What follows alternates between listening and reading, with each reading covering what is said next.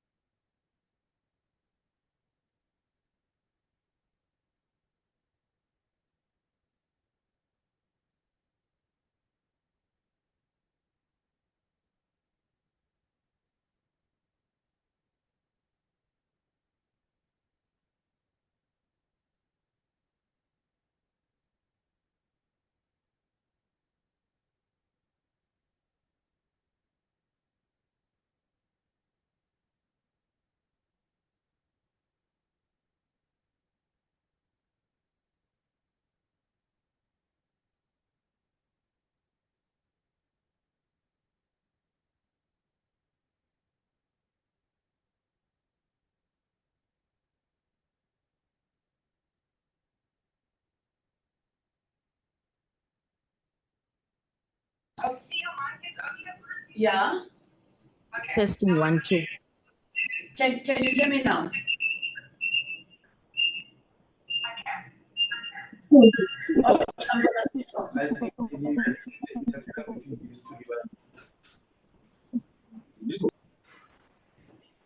switch. Yeah, just.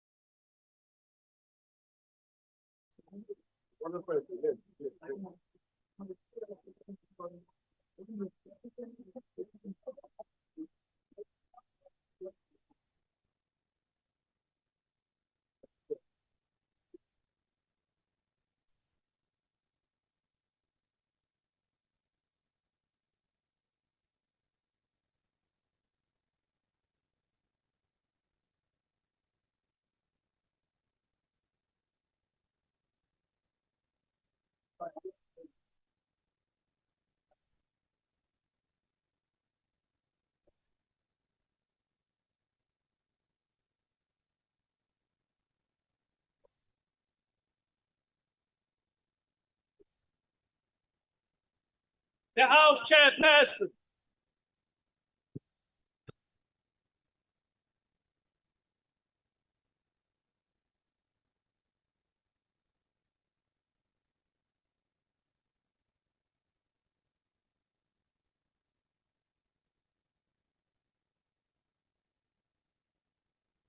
There will now be an opportunity for silent prayer or meditation.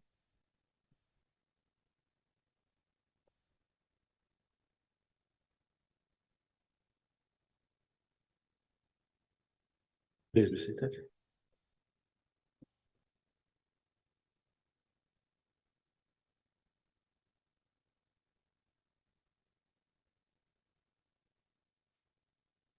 Honorable members, may I kindly draw your attention to the following.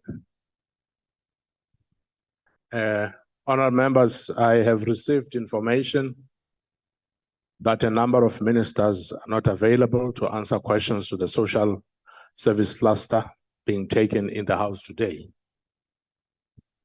Rule 138.3 and 138.4 do, however, provide for a minister to authorize his or her deputy minister to reply to a question directed at that minister, or if a minister and his or her deputy are absent, for another cabinet minister to respond to the question. So deputy ministers and acting ministers are authorized by the rules to respond to the questions. Thank you very much. Honorable member. Thank you, House Chairperson. While we certainly have had a better run of late of ministers coming to questions for the House, I'd please ask you through the Programming Committee to reiterate the importance that this only happens once in a 5-part rotation, and ministers really need to arrange their diaries to be in Parliament to ask questions that our constituency want for them to answer. Thank you very much. Order, honorable members. He is raising a concern. Please, let's listen. Honorable Chief Whip. Thank you very much, House Chair. House Chair, to be in Parliament, what does it mean? You can be in Parliament physically here. You can be in Parliament on virtual, not unless the member is saying here now, let's cancel the hybrid session and force everyone to be in the House. But if they are, no, wait, madam, you wait. If the chair is saying they are going to respond, some on virtual, some they are here, but if they are not responding, be it on virtual, be it physically, something else, then we'll support you that let's talk about that. So it must not be them coming physically here, but they must respond. No. That is not what he said. That is not what he said. No, you should have listened. Thank you. Thank you. Honorable members, shall we start with the business of the day? Honorable Chairperson, I have my hand up. I don't know if you've noticed that. Oh, Honorable Singh. No, thank you very much, Honorable Chairperson. Honorable Chairperson. Honorable members. Thank you for providing the information to us, but it is in normal practice that either at the Chief Whip's forum or any other forum, Chief Whips are informed whether certain ministers will be available or not available to answer questions. And unfortunately, no information was given to us earlier on. We will have no problem if a minister is answering from Timbuktu or from Canada or watching the cricket in India or whatever. We have no problem with that. But if a minister is not available to answer at all, that will be a problem, and that is information that should have been given to us. And I hope next time that is done timeously. Thank you. Thank you very much, Honorable Member. Thank you so much. I think your concerns are noted. Shall we start with the business of the day? The first item on today's order paper is questions addressed to the ministers in Cluster 2, Social Services. There are 4 supplementary questions on each question. Order, honorable members. Parties have given an indication of which questions their members wish to pose a supplementary question. Adequate notice was given to parties for this purpose. This was done to facilitate participation of members who are connecting to the sitting through the visual platform. The members who pose supplementary questions will be recognized by the presiding officer. In allocating opportunities for supplementary questions, the principle of fairness, among others, have been applied. If a member who is supposed to ask a supplementary question through the visual platform is unable to do so due to the technological difficulties, the party whip or duty whip will be allowed to ask the question on behalf of their member. When all the supplementary questions have been answered by the executive, we will proceed to the next question on the question paper. The first question has been asked by the Honorable C.V. King to the Minister of Higher Education, Science and Innovation. I've been informed that the Deputy Minister will be answering questions on behalf of the Minister. The Honorable Deputy Minister. Thank you, Honorable House Chairperson. The response to the question is as follows. The NSFAS has not submitted the AG's, to the AG, the statements for the financial year 2022-2023, which is the current financial year. And yes, the reasons why that has not been done is precisely because of the delays in finalizing the audit for the financial year 2021-2022. We have since, well, the NSFAS has since entered into an understanding with the AG that they will submit the 2022-2023 financial statements by the 15th of February 2024. We cannot, however, ascertain when the statements will be made public, because that's the purview of the Auditor General upon receiving and auditing the statement. Thank you, House Chairperson. Thank you, Honorable Minister. The first supplementary question will be asked by the Honorable C.V. King. Deputy Minister, the AG had this to say on general audits of DHET and its entity. By the time we audit financial statements of auditees and report on adverse findings, multiple failures have already occurred along the accountability value chain. After our audit, other steps are required to complete the accountability value chain. The revelations from the OTAS investigation was substantiated by the Werksmans Incorporated investigation, highlighted irregular appointment of the direct payment service providers, which will amount to irregular expenditure, supply chain management irregularities, the colluding of NSFAS officials for tenders. Besides the report on the investigation into the direct payment saga, NSFAS is also ignoring the 3-month tender given to Futuregenics Technology of 4 million rand to supply a digital tool to calculate student allowances, which was not completed, and Futuregenics is also linked to the services CETA. All of this unfolding while students have to beg for their allowances, while co-students receive funding and accommodation service providers find themselves in financial distress due to non-payment for services rendered since February this year. No wonder NSFAS is not willing to present its 2021, 2022, and 2022-2023 audit outcome. This is a disgrace, Minister, to come here and tell us by the 15th of February 2024, we will only see the 2022-2023 audit outcome while we still await the previous years. So, Deputy Minister, what measures was put in place to ensure that the board adheres to the financial requirements of the PFMA and that they do not undermine the Auditor General's role to audit their outcome?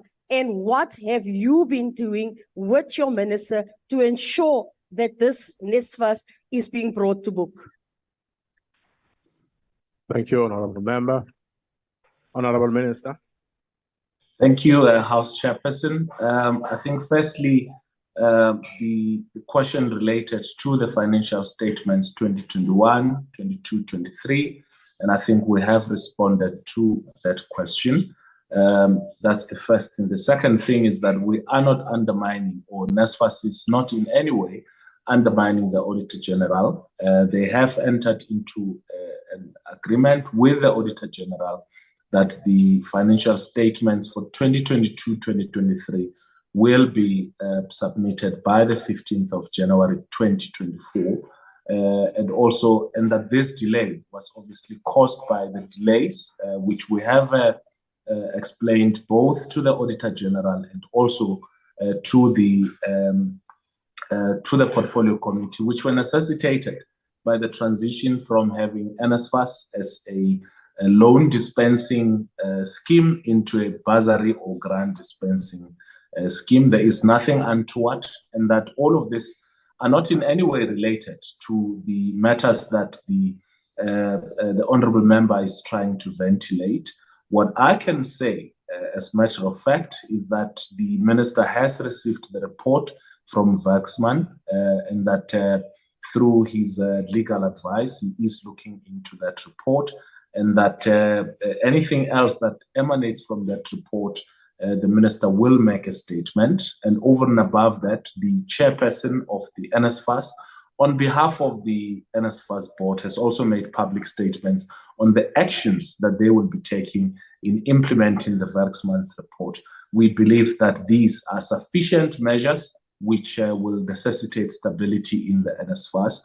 And over and above that, we, yes, have had a few challenges with some of the students not receiving their student allowances, but in general, we believe that the disbursement of allowances to students have been going on quite well for the majority of our institutions and students. Thank you, House Chairperson.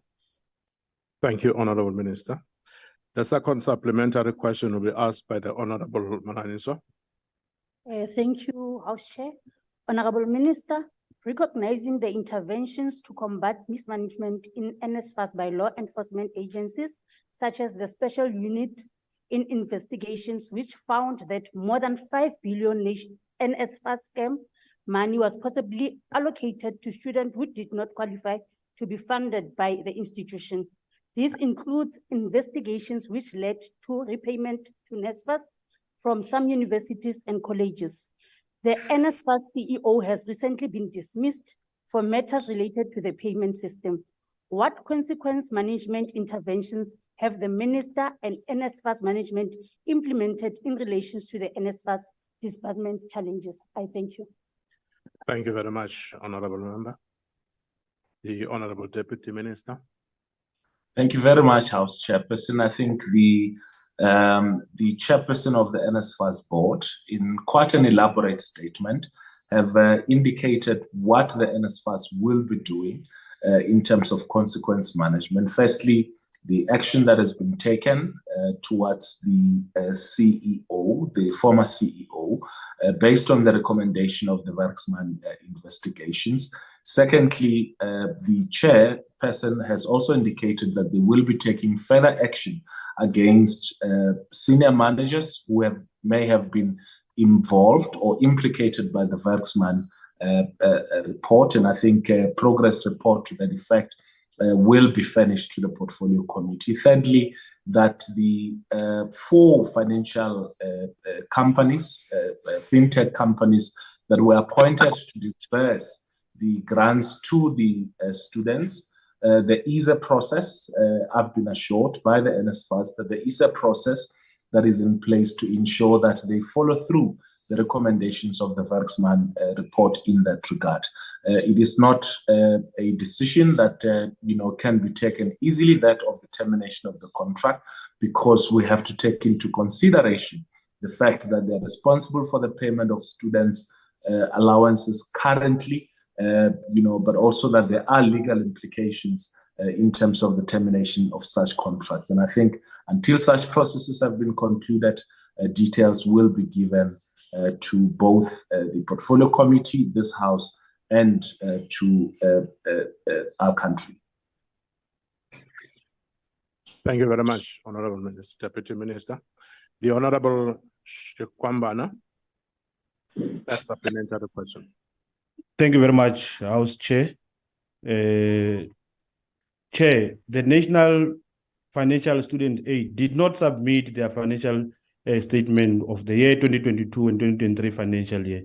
To us as the EFF, this does not come as a shock, because we know that the National Financial Student Aid Board and its leadership does not take accountability serious. And all this happened because they know very well that they have a minister in their protection. Recently, we hear a lot of corruption allegations implicating the leadership of the entity. Companies have been appointed unlawfully to disperse allowances to students. The CEO of the entity has been fired, and he made serious revelations of corruption happening in the entity. Since they did not submit the financial statements, again, with the corruption allegations which are implicating the board members, as the EFF, we can safely say this non-compliance was done deliberately.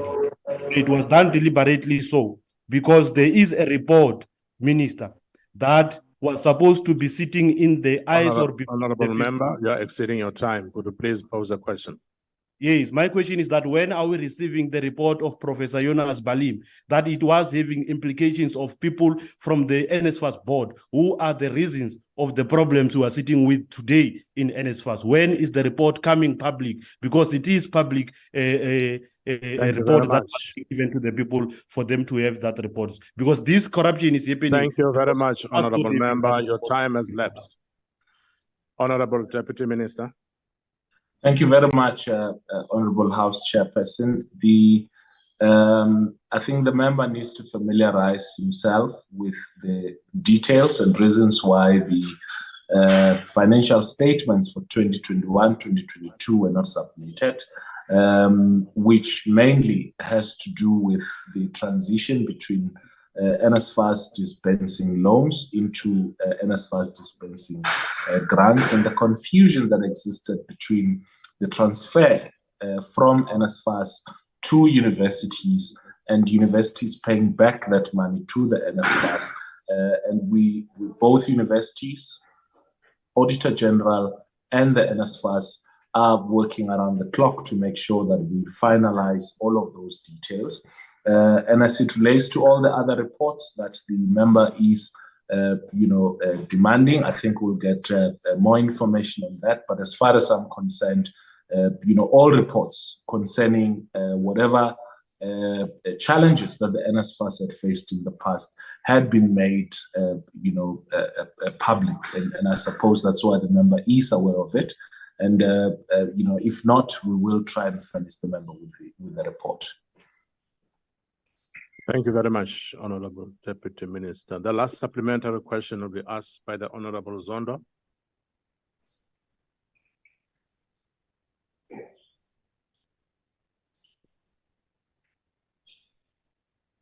Honorable Zondo. 4, 3. I'm audible now. Yazwakala baba qhubeka. Yes. Ngithi kuyisho nje mhlonishwa osehlalweni ukuthi uminister decide ungaveli lapha enkundleni ukuzophendula mayelana nalezi indaba esikhuluma ngazo, ngoba sesikutholile ukuthi uCEO wa NSFAS uyi just a scapegoat ukuze cover up for izama bosses ngale nhlekelele abayenzile uku-appointa inkampani engekho esimeni nengaqualify ukuthola umsebenzi lapha NSFAS. But ke alikho kusuku olungafiki uyohamba aze afike siyibuzele mathupha ukuthi simthembe kanjani ukuthi usengaqhubeka holela umnyango if ukuthi kwenzeke inhlekelele nje phambi kwakhe futhi zenziwa abangani bakhe abadeployena ngokuthanda kwakhe. Can the Deputy Minister reiterate the commitment of NSFAS to accountability, transparency, and adhere to audit standards? What are the assurances that can provide that to the public and stakeholders regarding the steps being taken to improve the financial governance within the NSFAS?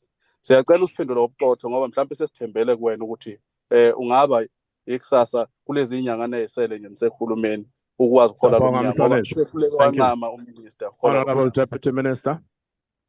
Thank you very much, House Chairperson. I think as details have been given to the House, the Minister is attending a UNESCO conference on education, which is currently taking place. It's a biennial conference, and I think it's important for our country to be represented in that conference. So it is in no way disrespect to this House, and it's actually part of complementing the work that is being done by us in this House. So that's the first thing. The second thing is that we cannot entertain gossip and rumors, and on the basis of that decide that people should be prosecuted. I think if there is evidence that anybody either in the ministry or in the department is implicated in any form of malfeasance in the NSFAS, that evidence should be presented. The process which we recognize, which was agreed to even at the portfolio committee level, was the appointment of the Werksman as a forensic company that has conducted an investigation. And that report, I think the details thereof has been presented to the public, and people who have been implicated in that report are being brought to book. I think anything else outside of that, we cannot underestimate, entertain. And finally, this coming Tuesday, the minister will be making a public statement as it relates to our readiness in terms of the reopening of universities and TVET colleges and the entire PSET sector.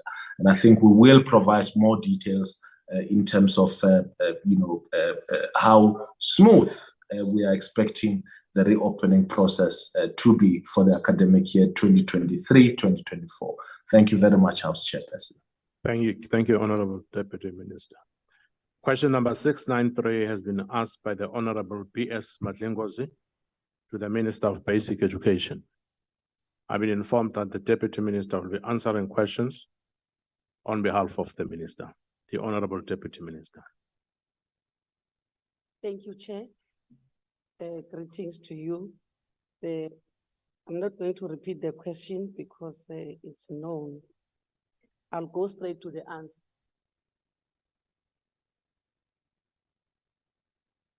The transformation of basic education system, Honorable Chair, I'm not even listening to him.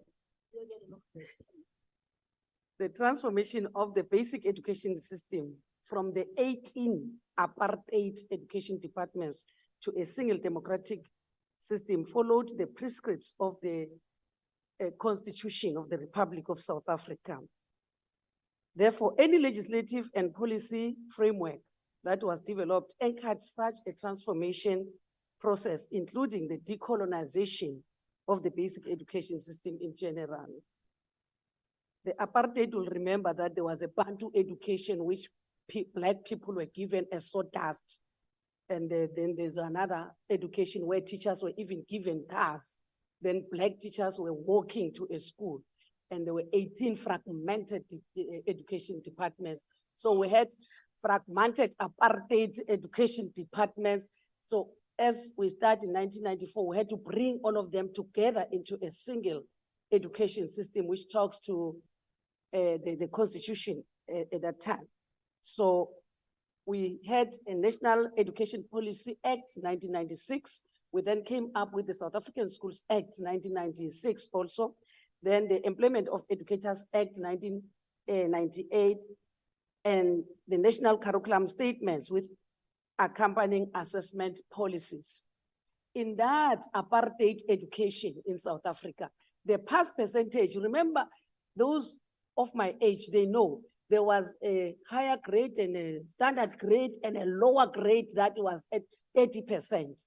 So the new education system has done away with all those grades to a lower grade, which was a pass mark. Thank you. Thank you very much, Honorable Deputy Minister. The first supplementary question will be asked by the Honorable P.S. Madlingozi. Thank you, Deputy, for the answer.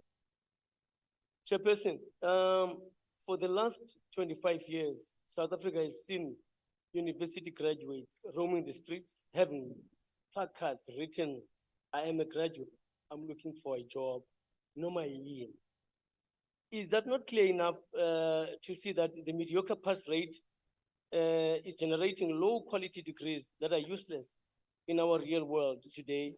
What kind of questions did your department engage the public during the fact-finding mission or the collection of data that eventually informed your conclusive decision to come up with a 20% or 30% pass rate that is the lowest in the world? And what signs have your department seen to understand that there is growth in the education system, and of course, there is decolonization in the process? Thank you, Chair. Thank you, Honorable Member. The Honorable Deputy Minister. Since we came up with the national curriculum statement, we have done away with all what is called 30% pass.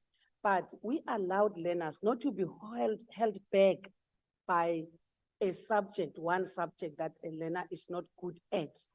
If for a bachelor's degree, they must get at least 4 subjects at 50%.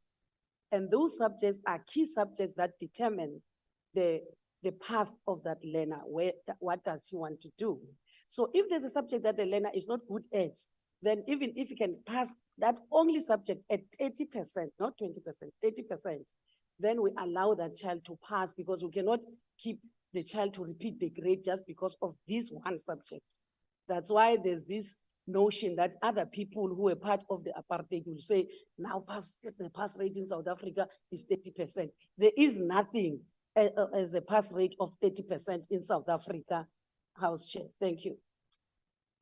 Thank you very much. Oh, maybe I can Honorable conclude the Deputy question. Minister. Yes, that's why I said for them to reach the bachelor to be accepted at the university. That's why we have the national bachelor, we have a diploma, we have a national senior certificate.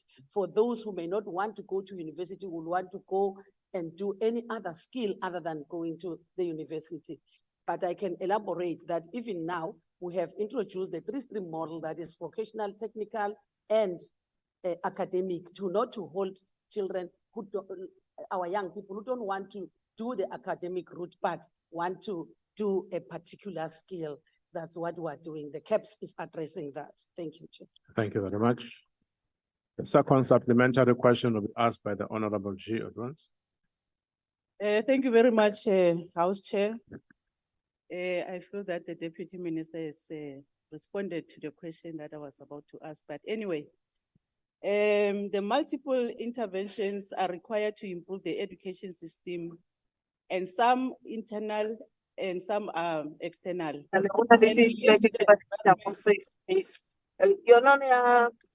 Sorry about that, Honorable Odwans. Can I address Honorable Siwela? Honorable Siwela, please mute. It's the first warning. Yellow card. The second one is red. You may proceed, Honorable Member. Deputy Minister, what interventions is the department driving to ensure key determinants of quality educations are addressed in improving learner outcomes of the education system? Thank you. Thank you very much. The Honorable Deputy Minister. House Chair, I was a bit disturbed by that noise. I didn't get the first part of the question unless I answer the second part that I had. You're welcome, Honorable Odwans. Can you repeat your question? House Chair, thank you again. Multiple interventions are required to improve the education system, and some are internal with other ones that are external and relate to the environment in which the education system should function. What interventions Deputy Minister is driving to ensure key determinants of quality education are addressed to improve learning outcomes of our education system? Thank you. Thank you. The Honorable Deputy Minister. Thank you, House Chair. We are using the benchmarking. We benchmarked with many countries in Africa. We found that it's not helping the department. Then we are benchmarking now with the outside countries to see where is our education system in the country. So all the international benchmark we are doing is helping the department to plan, to come up with quality. And if we can look the performance of our learners in the recent years, the quality is increasing. And we see the quality through the number of distinctions that they get. And that is, it goes even to the rural areas. Most of the learners in the rural areas, they are doing the subjects that are needed by the economy of the country. Your MST, what we call them STEM subjects, which will help them respond to us, all of us, so to respond to the needs of the economy. And the retraining of teachers on the content knowledge. We work together with higher education to say we want to, because when they come, they are good in pedagogy, but the content, sometimes there's a gap on the content, then we retrain them on the content. Thank you. Thank you, Honorable Deputy Minister. The third supplementary question will be asked by the Honorable Notata. Thank you, Chair.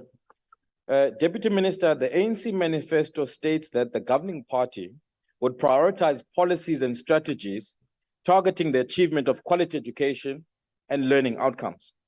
However, you have focused more on quantity over quality, as we've seen presenting your matric results. Given the fact that 81% of grade 4 learners in public schools cannot read for meaning, and half of grade 6 learners cannot read for meaning when tested on grade 4 levels, as well as the fact that 37% of grade 5s and 41% of grade 9s have no required numeracy skills that are required by the system, while only 3 in every 10 grade 5 and grade 9 learners have acquired basic subject knowledge and skills in science.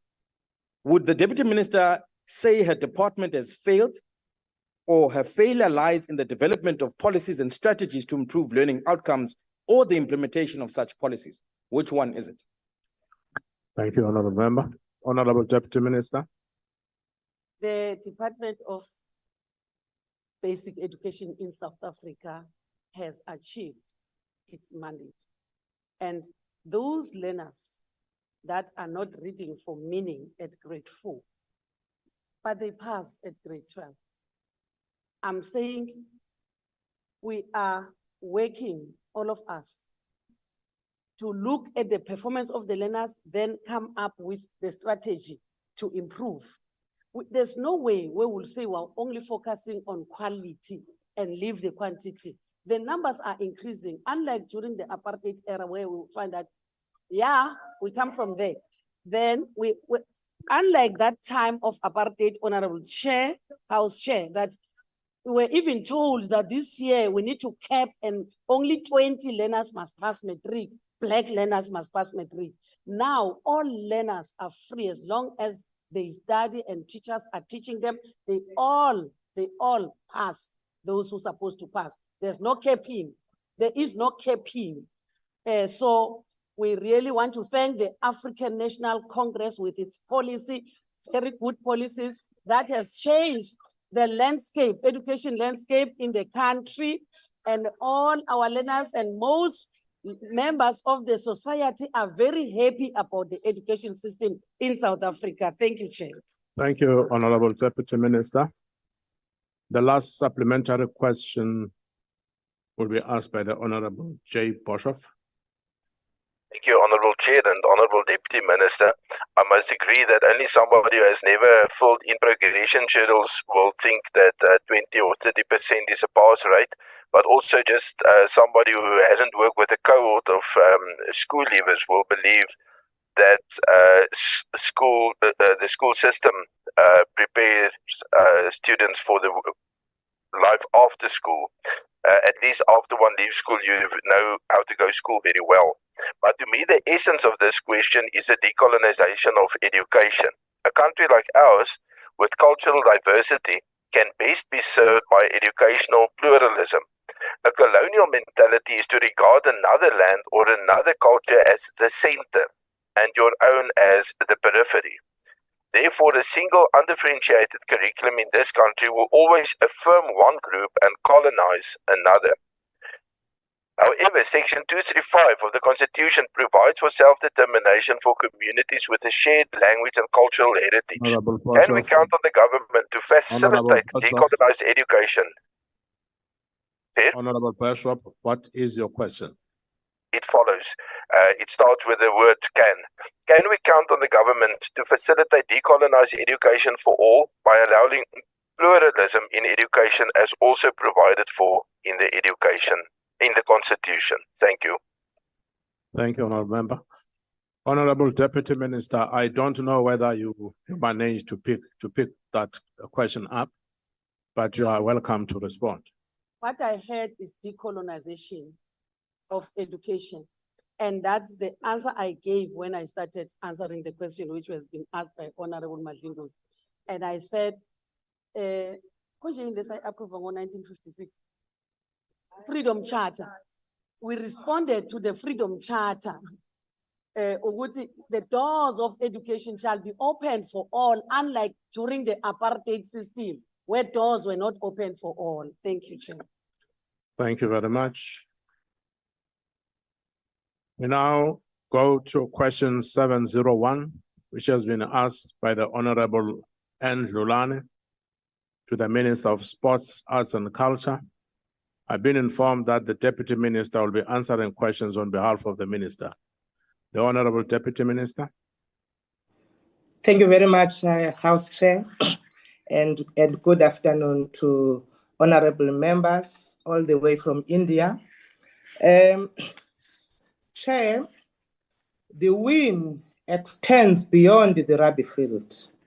It symbolizes unity and reconciliation in South Africa and is a core ingredient for South Africa's journey to nationhood. The victory serves as a source of national pride, and it gives a nation's hope, thereby boosting the nation's morale.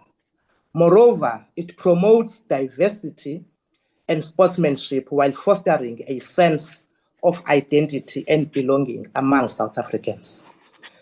The diverse team that represented Springboks with diverse perspective, talents, and skills also represents the whole country. The Springboks hashtag Stronger Together was a campaign emphasizing the importance of togetherness and unity in the face of diversity, representing all South Africans working as one. Of course, the second part of the question is participating in sports is a wonderful way to promote social cohesion and nation building. It helps to build relationships, develop teamwork, brings people together, and it breaks down barriers and fosters a sense of unity and pride. And therefore, we will continue as the department to encourage communities to participate in mass participation recreation activities for fun, for enjoyment, and physical activity. We have seen the success of these events in promoting diversity and inclusion in sport. Therefore, for us, that's a very critical point. Siyabonga Star. Thank you very much, Honorable Deputy Minister. The first supplementary question will be asked by the Honorable Lulane. Sibonge mhlali ngaphambili. Mhlonipheki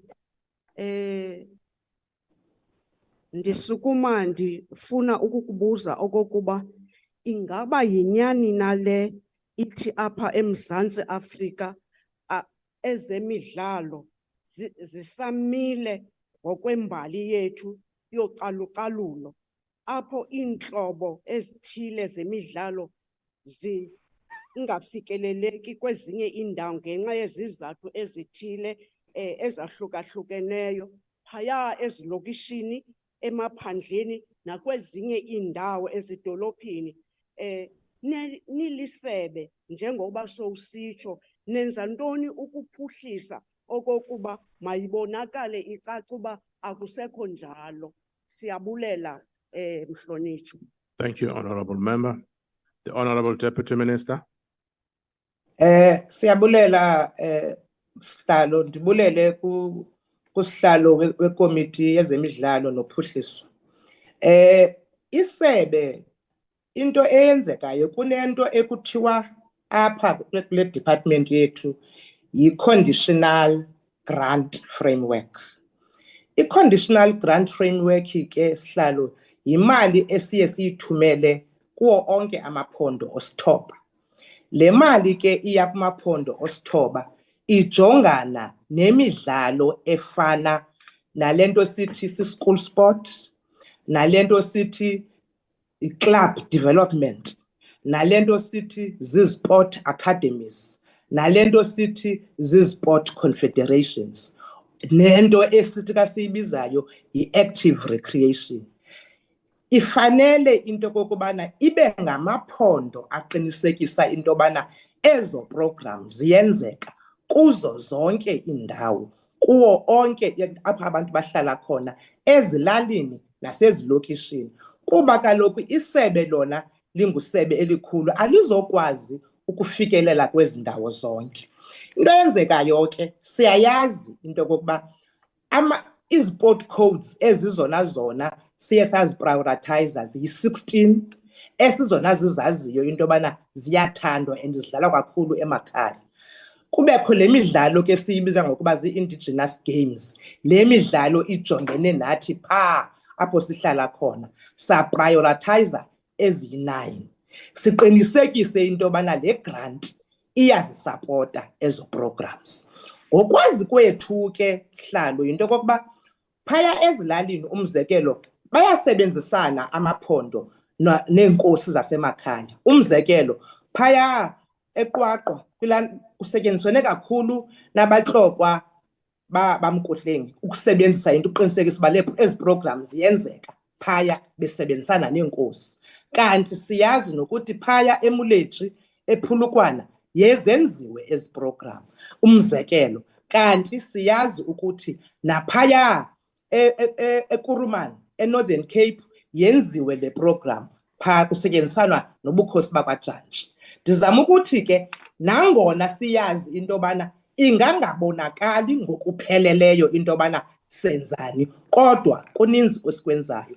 Ngokomzekelo kwi-club developments siyazi into yoba le program ifikelele kwii-club ezifikelela ku-402 phaya e-KZN, kanti phaya eLimpopo iiklabhu ezixhamleyo kule program ziyi-535.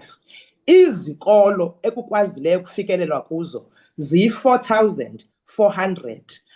Ngumyenge omncinci ke lo ekwazini kwethu into okokubana ezemidlalo kufuneka sizibone zifikelele kumntu wonke, kodwa ezi program ziyawenza umyenge wokokubana wonke umntu abone abe nenxaxheba. Ndiyabulela sihlalo. Thank you, Honorable Deputy Minister. Honorable Mababolo, are you rising on a point of order? No, Honorable Chairperson, it's not a point of order. Honorable Chairperson, we can see that the Deputy Minister is wearing a protest, what to call, jersey, but we can only see the collar. So I'm asking her to lay a little bit back on the chair so that we see Honorable Mababolo, because tomorrow Proteas are going to Mur, Australia. Proteas fire. Thank you very much. That's not a point of order, Honorable Mababolo. The second supplementary question will be asked by the Honorable W. Msongo. Thank you, Chair. Chairperson, thank you. Deputy Minister, South African Rugby Union serve as a role model for numerous sporting federations in South Africa because it has remained free of the ANC government interference, which is why it's so successful. It's so important for the ANC government not to interfere with the development initiated by SARU. And it is within different sports that they must take charge, that instead of collaborating approach should be used, taken with the government, partnering with SARU to gather valuable insight of sports administration. Deputy Minister, does the government accept federation like SARU are far better than place where they drive players' development based on merit as opposed to ANC style of quotas? And should the different sporting code copy from SARU for them as they success in their approach? Deputy Minister, given the global status of SARU, will the government support SARU initiative to bid for the next opportunity when it comes? Thank you. Thank you. Thank you, Honorable Member. Honorable Deputy Minister. Thank you very much, House Chair. Honorable Mhlongo, you would remember very well that in this country, until the African National Congress government came into power, sport started to thrive. You will also remember, Honorable Mhlongo, that before the African National Congress took over this government, all sport bodies were not in a position to participate in international competitions. And therefore, it was very difficult to actually see how much they could shine. So please, give the African National Congress its flowers, please, Honorable Mhlongo, because you are able today to see that rugby is doing well because of this government of the African National Congress. And remember, one of the things that the ANC is very clear about is that we passed a policy that says politics must never interfere with sport, because we had seen what politics has done during the apartheid in this sport. It is the policy of the African National Congress. Nobody else has taken that policy. And because of that policy, we are able to see federations thriving. And the government of the African National Congress, Honorable Mhlongo, has always been clear that it is important to support federations so that we are able to be seen in the international space, that we've got, one, the skill, and secondly, the talent of South Africans, which was not seen for the longest of time. And therefore, all the time, anytime, any federation that comes to the department showing interest to actually bid, the first person and the people that support them is this government, because we understand the importance of that. Thank you very much. Thank you, Honorable Deputy Minister. The third supplementary question is asked by the Honorable Kwankwa.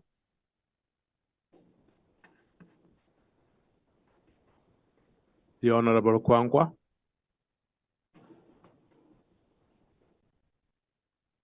No, it's not in. Thank you very much.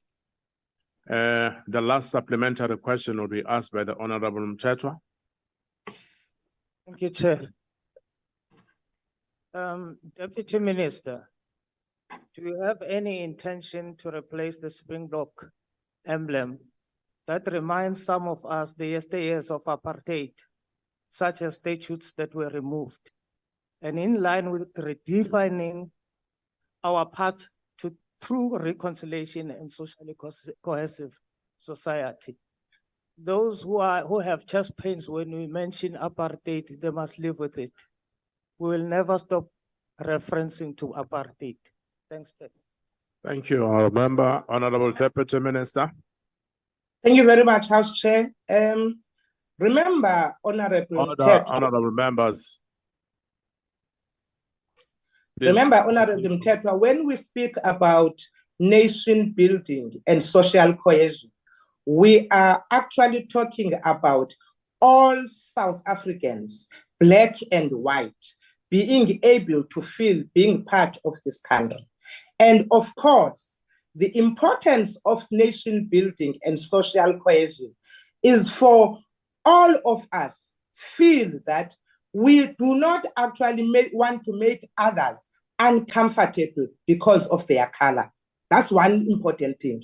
It is also important that when you talk nation building and social cohesion, you understand the history and understand where we come from and be able to accommodate all of us to build this nation called South Africa. Now, on your question about the emblem, remember, as government, we don't take decisions for South Africans. If South Africans in their majority come out and say, we do not want the Springbok emblem because of ABCD and send in petitions, the government then will look at that. It is not for government to interfere with things that we see that they actually unite this country. For now, the Springbok emblem, it has shown that South Africans are comfortable with it. For now, the Springbok emblem, South Africans are happy. But if at any stage they feel that it needs to be removed, a process has to be followed. Thank you very much. Thank you, Honorable Deputy Minister. The following question is question number 687, which was asked by the Honorable Ngobo to the Minister of Basic Education. Indeed, I've been informed that the Deputy Minister will be answering questions on behalf of the Minister. The Honorable Deputy Minister. House Chair, thank you so much. As I indicated earlier, and I'm not going to repeat the question. I just go straight to the response. The writing of the 2023 National Senior Certificate Examination commenced on the 30th of October 2023 and will terminate on 6 December this year, 2023. So far, no incidences have been reported, except very few that maybe a learner got sick during writing, maybe a parent refused a child to go writing because of pregnancy, and some notes that were confiscated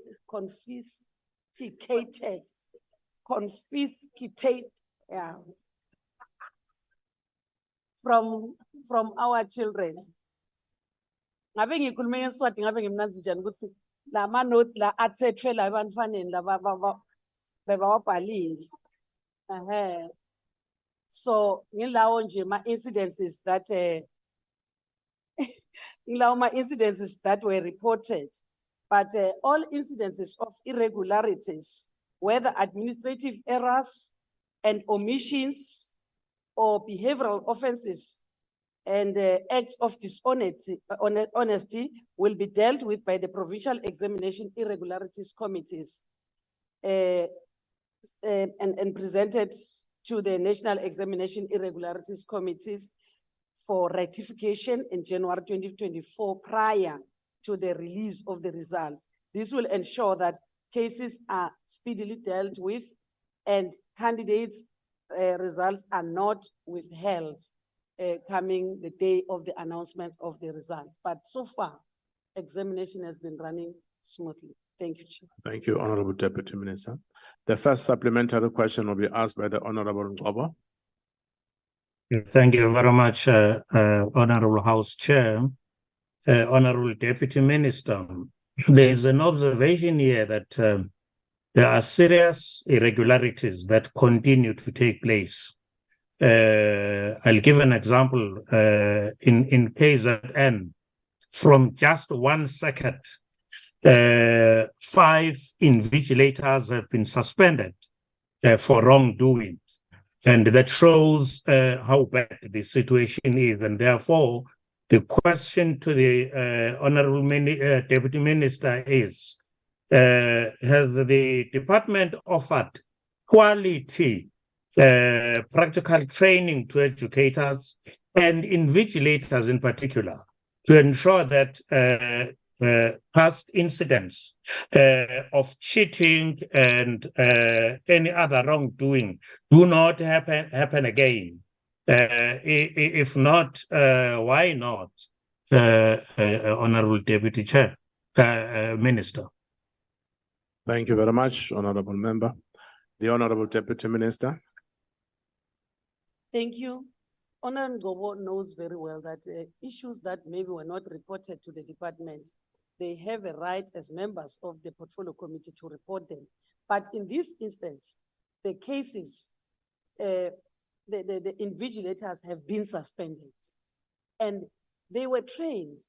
We prepared learners, we trained invigilators, we trained chief invigilators, everybody was trained. Here we deal with a human being and not the child. There was a dishonesty on the side of invigilators, not the children. Our children are ready to write examination and they were thoroughly prepared by the teachers. That's why even in the past, it was not the fault of the learners. It became the fault of some adults somewhere that who want to bring down the credibility of the examination in the country. Thank you, Chair. Thank you, Honorable Deputy Minister. The second supplementary question will be asked by the Honorable Aratwas. Thank you very much, Honorable Chairperson. Chairperson, today, the 15th of November, is the Palestinian Independence Day. We express solidarity with the innocent people of Palestine, and we are in support to free Palestine. Honorable Minister, Deputy Minister, noting that the risk of cheating occurs in various forms, such as crib notes, viewing of other learners' papers, exchanging notes in exam times, or having access to the examination prior to writing. What is the measures have been put in place to ensure exam papers do not leak as experienced in the previous years? Thank you very much. Thank you, Honorable Member. The Honorable Deputy Minister. Thank you, Chair. I think we all sympathize with all learners of the world whose rights have been deprived by others or the other way around. And we wish and we make a strong calling that those who have superior powers to hold the children of this world not to have the rights to live must refrain from that. We have the examination irregularities committees. We have it at the provincial level and at the national level. At the provincial level, then we call it Provincial Examination Irregularities Committee, and that reports to the National Examination Irregularities Committee to deal with all matters of irregularities. There will be those learners who were not maybe attending or who will feel that they may not make it, then will make crib notes and this, and all those things are getting confiscated from them. We take them from them, and our invigilators, like I said, they were trained. They are able to check. That's why even cell phones are not allowed into the exam room. So on all those matters, we have structures in place to make sure that they make our examination to have the quality and the integrity that it deserves. Thank you. Thank you very much, Honorable Deputy Minister. The third supplementary questions from the Honorable Sheikh Imam. Thank you, Chairperson. Yes, indeed, we're talking about children and that should be at school. Writing examination reminds me of a little boy this morning who's been crying profusely, wanting to kiss his father for the last time in Palestine. That is the life of our children who ought to have been at school, wanting to say goodbye to his father who was brutally murdered by Zionist State of Israel. Chairperson, yes, my question is this: on the 2023 National Senior Certificate Examination, Mathematical Literacy Paper 1, a term mandatory Palestine was used in question 5.2 of the said paper, as this was insensitive cognizance of the fact that colonialist Britain used this term as a subjugation of the Palestinian people. What is your department doing to investigate this? Have you identified who was responsible for this? And when can we have some responses in terms of this insensitive reference that was made in your examination paper? Thank you very much. Thank you, Honorable Member. Honorable Deputy Minister. Thank you, House Chair. remember, we have professionals that are dealing with question papers. The question paper does not land to the hands of the minister or deputy minister. It ends with those professionals until at Umalusi. After we discovered that how can, during this time, even if it's not this time, how can you call Palestine a mandatory Palestine? We felt that this is not right. And even the question itself was saying this person was going to Palestine because it's going to use the currency of Israel and then from the dollar of America. Why didn't the person just left America to Israel and the story ends there? Because the issue was about the calculation of the Israel's currency versus the dollar. That was the gist of the matter. Why was somebody became so naive and do all those things? We really don't know. We are investigating the matter. We checked and we issued a statement to apologize to South Africans and all those who felt that this is uncalled for, and were still investigating the matter, that those, and were even telling them that they must not use, when we deal with calculations, let's deal with calculations and the currency, not necessarily writing stories that are neither here nor there. Thank you, Chair. Thank you very much, Honorable Deputy Minister. The last supplementary questions from the Honorable Van Zyl. Thank you, House Chair. With a minister that is barely present in the Basic Education Committee meetings, and evidently this House, to account, it is quite evident that consequence management is a swear word for the ANC and the Basic Education Department. Up until today, the Portfolio Committee has not received a report on steps taken for the cheating scandal that happened in the National Senior Certificate Examinations in 2022. Are you hiding something? Why does the Department of Basic Education continue to overlook and neglect consequence management for issues such as teacher misconduct, administrative failures, and cheating scandals in final year exams? What concrete steps have been taken to ensure accountability? Thank you, House Chair. Thank you, Honorable Member. The Honorable Deputy Minister. Chair, when we run examinations, we report all irregularities at one central point at the National Irregularities Committee. If maybe in one province like Western Cape, they did not report, they hid it, we may not know, but those that were reported, we deal, and consequence management is done in anyone, whether a teacher or a private company whose resources were used to produce papers, because sometimes we outsource, like in the machinery, which we may not have. Then those adults, they confuse the system. Then that's why some of them were reported to the SAPS, and some are arrested, some that is still under investigation. There's nothing that was hidden, unless they know it's hidden in the Western Cape, we may not know. Thank you, Chair. Thank you, Honorable Deputy Minister.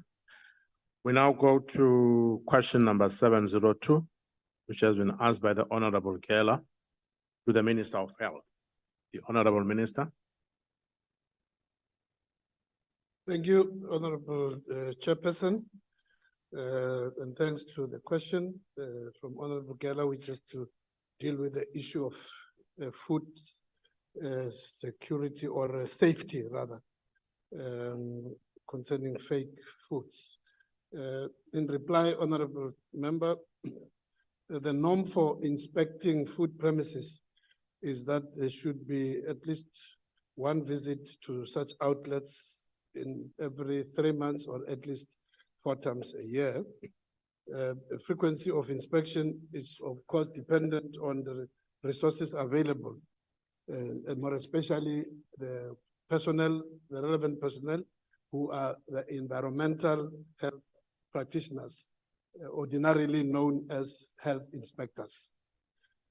The Departments of Agriculture, Land Reform, and Rural Development, also Department of Trade, Industry, and Competition, together with our health department, have regulatory roles in as far as food control is concerned.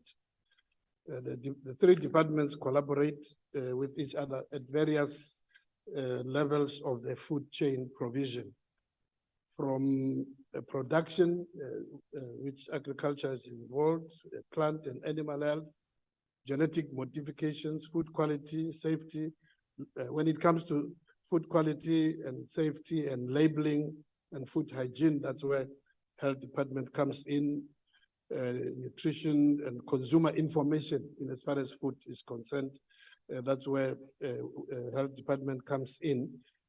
At the national level, we are responsible for providing the norms and standards and regulatory in the regulations in as far as the standards for safety and health and healthiness of the food. At the level of inspection, municipalities are responsible for enforcement of these regulations through these environmental health practitioners, and where there is evidence which has led to consequences such as harm to individuals, including death, then this becomes criminal, and these matters have to be reported to the South African Police Service.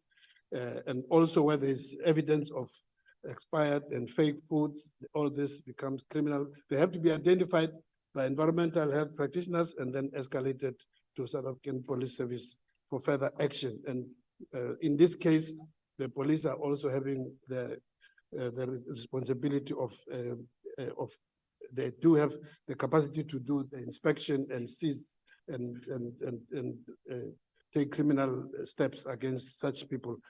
The real challenge, Honorable Member and members and Chair, is the fact that at the inspection level, which is the responsibility of local authorities, district authorities, and metros, quite often there is inadequate environmental health practitioners. In some cases, just not, especially at rural districts, where there's just not enough or not even employing of environmental health practitioners. And it's understandable because of the various pressures which the local authorities have on other basic services.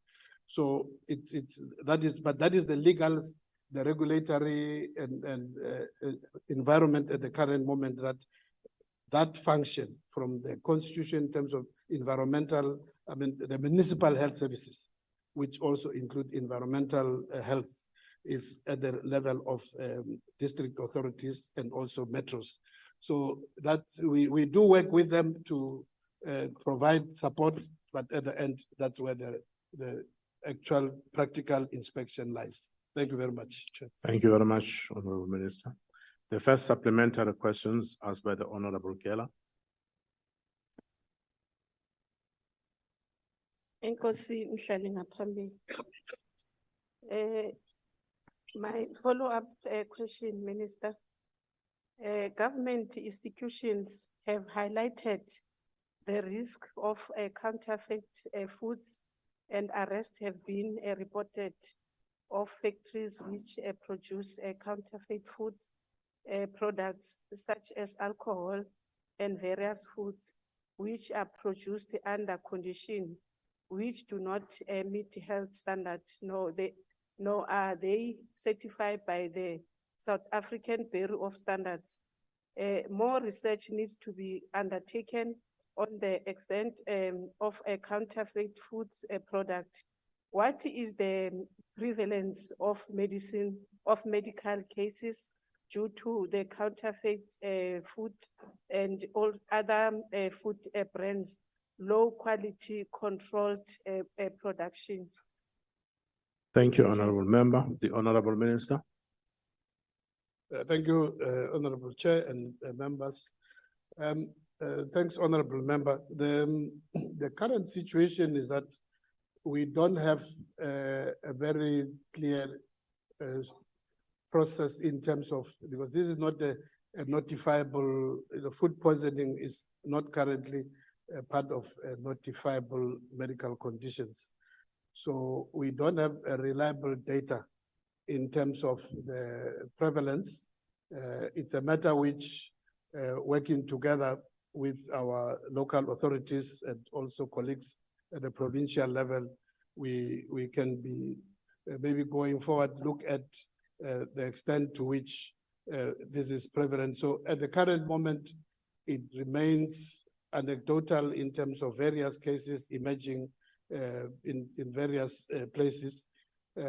We will need to develop systems through which such information can be properly documented and recorded.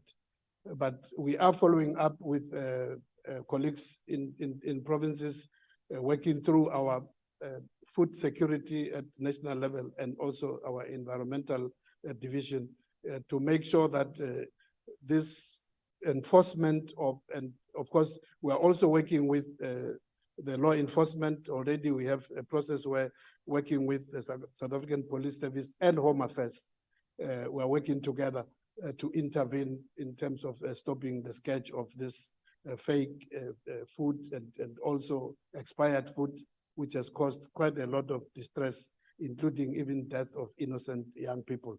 So that is the kind of intervention we are already working on. Thanks, Chair. Thank you, Honorable Minister. The second supplementary question is from the Honorable Van Staden. Thank you, Honorable Chairperson. Honorable Minister, last week it was reported in the media that around 300 children have been treated for food poisoning across South Africa, and more than 200 of these were reported in the Eastern Cape. In the recent months, we have also seen more than 9 children being admitted to hospital in the Northern Cape, as well as children who died presumably of food poisoning from food that they bought from taxi ranks and spaza shops in Gauteng. Minister, you know it is standard practice for a toxicology test to be carried out in cases of food poisoning, especially when people die. The Eastern Cape and the Gauteng health departments could not confirm if these test reports were available to establish if the illness or death of these children were caused by poison or bacteria. Honorable Minister, can you indicate if the toxicology tests were done in all of these cases? If yes, what is the relevant details, and if not, why not? Thank you, Chairperson. Thank you very much, Honorable Member. The Honorable Minister. Thank you, Chair, and Honorable Chair and Honorable Member. Indeed, it is a requirement if for any unnatural death, firstly, that if there is a suspicion of or evidence of unnatural death, that post-mortem needs to be done, and where there is suspicion of food poisoning, that stomach contents must be collected and be submitted to the laboratory for analysis. As to whether in all circumstances, and I must hasten to say, not only that is in as far as death is concerned, but also even where the person has survived and recovered, if there is suspicion, then it is a requirement clinically that samples needs to be collected. One would have to check whether in all circumstances that has been done. It might be, especially when you have big numbers, that they will prioritize those who are seriously ill. First of all, you need to save lives. And then for those who are seriously ill, possibly the tests, including toxicology, would have been done.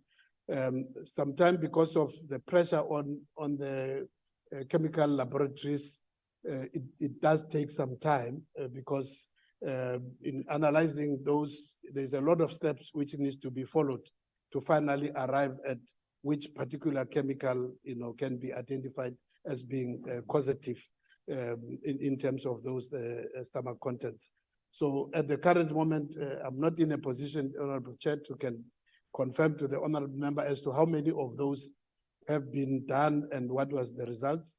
It's a matter which we will gladly come back to the House to give a report in terms of the number of tests done and the results which emanated from such tests. Thank you. Thank you, Honorable Minister. Honorable Kwam seems not to be here. Proceed to the last supplementary question from the Honorable Sheikh Imam. Thank you, Chairperson. Minister, why a reactive approach? The issue of fake goods, expired goods has been going on for many years prior to your time. We've made many visits to flea markets, spaza shops, and we found them selling expired goods, contaminated goods. Nothing gets done. And I know the previous minister dealt with the issue of health at a local level, which is a local mandate, and you have the health departments there that are supposed to deal with it, the health city officials, and nothing gets done.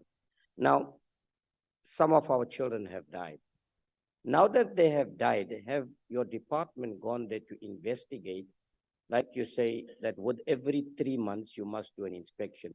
Whether indeed inspections were done, if not, why they were not done, what was the problem as a result of that? How can we ensure there's some level of oversight, Minister, over this, health? If you leave the rural areas, go into the airbridge, I'll take you now to Durban, and you look at the shops. Outside, selling expired goods, contaminated goods. It's a free-for-all. Thank you, How can we deal Honorable with this Imam. appropriately to prevent our people from dying? Thank you, Minister. The Honorable Minister. Thank you very much, Chairperson, and thanks to the Honorable Member. Chair, as I've indicated, this is it's a multi-sectoral and multi-departmental and multi-sphere responsibility. As I've said, in terms of food quality and the quality and also the health quality of the food, the regulatory norms and standards are indeed done at the national level, but where actually, it affects the ordinary person and our children, it is in an area where the local authorities, especially your districts and metros, legislatively have that responsibility. But I've already mentioned that we are aware that in many cases that capacity is very limited. And but to say nothing has been done, maybe not enough. There has been various interventions, and as I've already mentioned, we are also have teams which are working together with South African Police Services, also with the Home Affairs, and also with local authorities to make sure that the issue of inspections can be improved. But one of the things which I have raised with our colleagues in the National Health Council, which constitutes the ministry and MECs of provinces, that we probably have to relook at the legislation as it is now, because the responsibility for providing that on-the-spot actual service is at the local authorities. And we do admit the fact that because of these other pressures of water, electricity, sewer systems, they don't provide enough capacity in that regard. And that is in terms of the National Health Act. So it's a matter which we want to review and see whether it can be brought into a concurrent responsibility, so that where local authorities have not invested enough in this capacity, provinces can also have a legislative capacity to can also employ the necessary qualified people to support the local authorities. But we still have to work also with the law enforcement and still with the local authorities, because it also goes to the issues of licensing. Some of those outlets are not even properly licensed. And that's why I'm saying it's actually multifaceted, and it needs all of us within government, but also, not only at national, provincial, but also at local level. Thank you, Honorable Chair. Thank you, Honorable Minister. Question number 658 is from the Honorable B. Notata to the Minister of Basic Education. The Honorable Deputy Minister. Thank you, Chair. I think now that's where the question comes of Honorable Notata. When he made a follow-up of Honorable Madlingo's question, he jumped into his question. Now I'll say I've answered and sit down. But Chair, in order to improve reading outcome in schools, the Department of Basic Education has put in place support programs that are being implemented across the different levels of the sector. Number one, the Integrated National Reading Sector Plan that is being implemented in all 9 provincial departments. They have developed reading strategies. The National Reading Sector Plan has been reviewed, and a reading literacy strategy has been drafted to ensure that the teaching and provisioning of culturally relevant and age-appropriate reading resources, literacy and non-literacy, are developed. Number 2, the reading literacy strategy focuses on other areas of effective implementation, and they include parental and community engagement, including is a societal issue, and capacity building programs for teachers. The DBE is in consultation with the higher education institutions to ensure that initial teacher training program are aligned with the reading literacy strategy. Various literacy programs to help improve reading and learning outcomes that are evidence-based from early grade reading study have been designed and are being implemented in schools. These include the early grade reading program and primary school reading improvement program. Number 4, these programs have included the structured learning programs approach, that is material provisioning, unscripted lessons plan for all the languages, charts, word list, videos to demonstrate how to teach certain language skills, phonics, charts, graded readers, and books. Teacher capacity building programs. Teachers are trained on utilization of the resources that have been provided, and in-school teacher coaching and support by departmental heads, and out-of-school coaching and support is provided by the district and subject advisors. In addition, weekly hours are dedicated to literacy.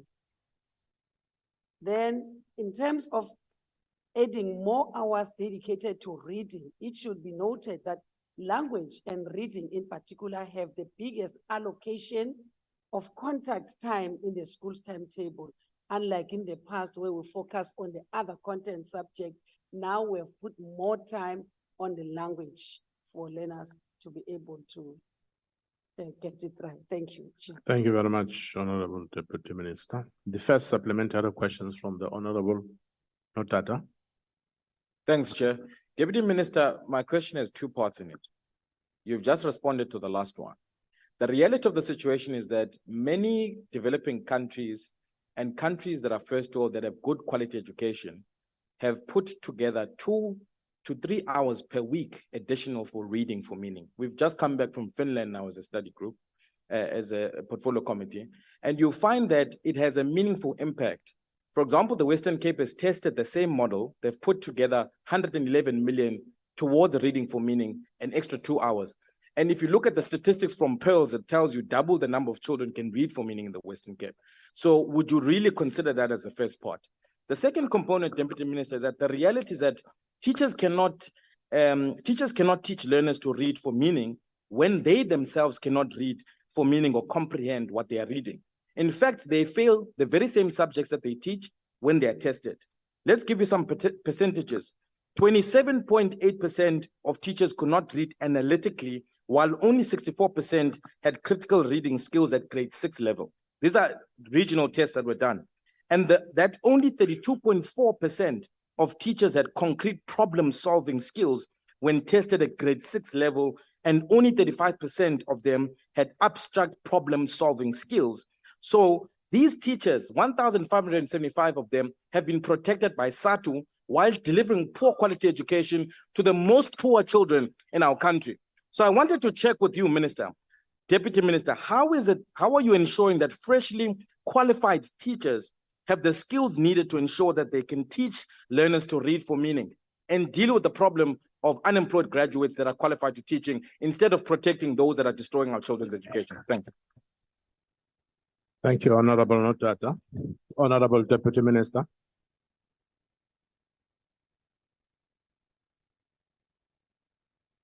House Chair, I've answered that question when I said materials provisioning, scripted lesson plans for all the languages, charts, word list, etc., etc. I said teacher capacity building programs. Teachers are trained on utilization of the resources that have been provided. And in-school teacher coaching and support. I think I've answered this question adequately. And on the PELs, the PELs that the Honorable Notata is talking about is Changani Ashubohi, Asungabohi, Shaku iti benchmarker with other countries. We are the only African country that is benchmarking with the first world. So we are the only. And these people that we're competing with, we want to learn from them as to how did they get it right. So some people, they think that the PELS is something that we're compelled to do it as if it's a benchmark, it's an international benchmark standard that has been set. It's something that we took a concerted, deliberate action as the Department of Basic Education to want to benchmark and see how can we compete with the best of the best like we're doing. And indeed, we are the best of the best in Africa. Thank you, Chair. Thank you, Honorable Deputy Minister. The Honorable Bingo Gigaba with the second supplementary question. Siyabulela kakhulu, Sihlalo. Deputy Minister, countries that have high levels of performance of children who read with meaning by the age of 10 are due to the fact that they use their mother tongue education. Russia is the top country due to the fact that it is using its mother tongue education in reading culture. Now, in the context of South Africa, many children need to learn 2 languages, which delays their development of speech and reading. And you can't blame SADTU for that. So the question that I'm raising to you, Deputy Minister, is that what strategies that the Department of Basic Education have to implement mother tongue education in the medium to long term? Thank you very much, Staff. Thank you, Honorable Member. Honorable Deputy Minister.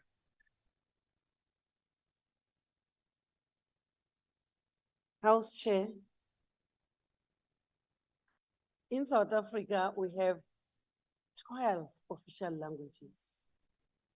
And we come from a past that compelled us to speak. I did Afrikaans, I did Geskiedenis en Adreikskende and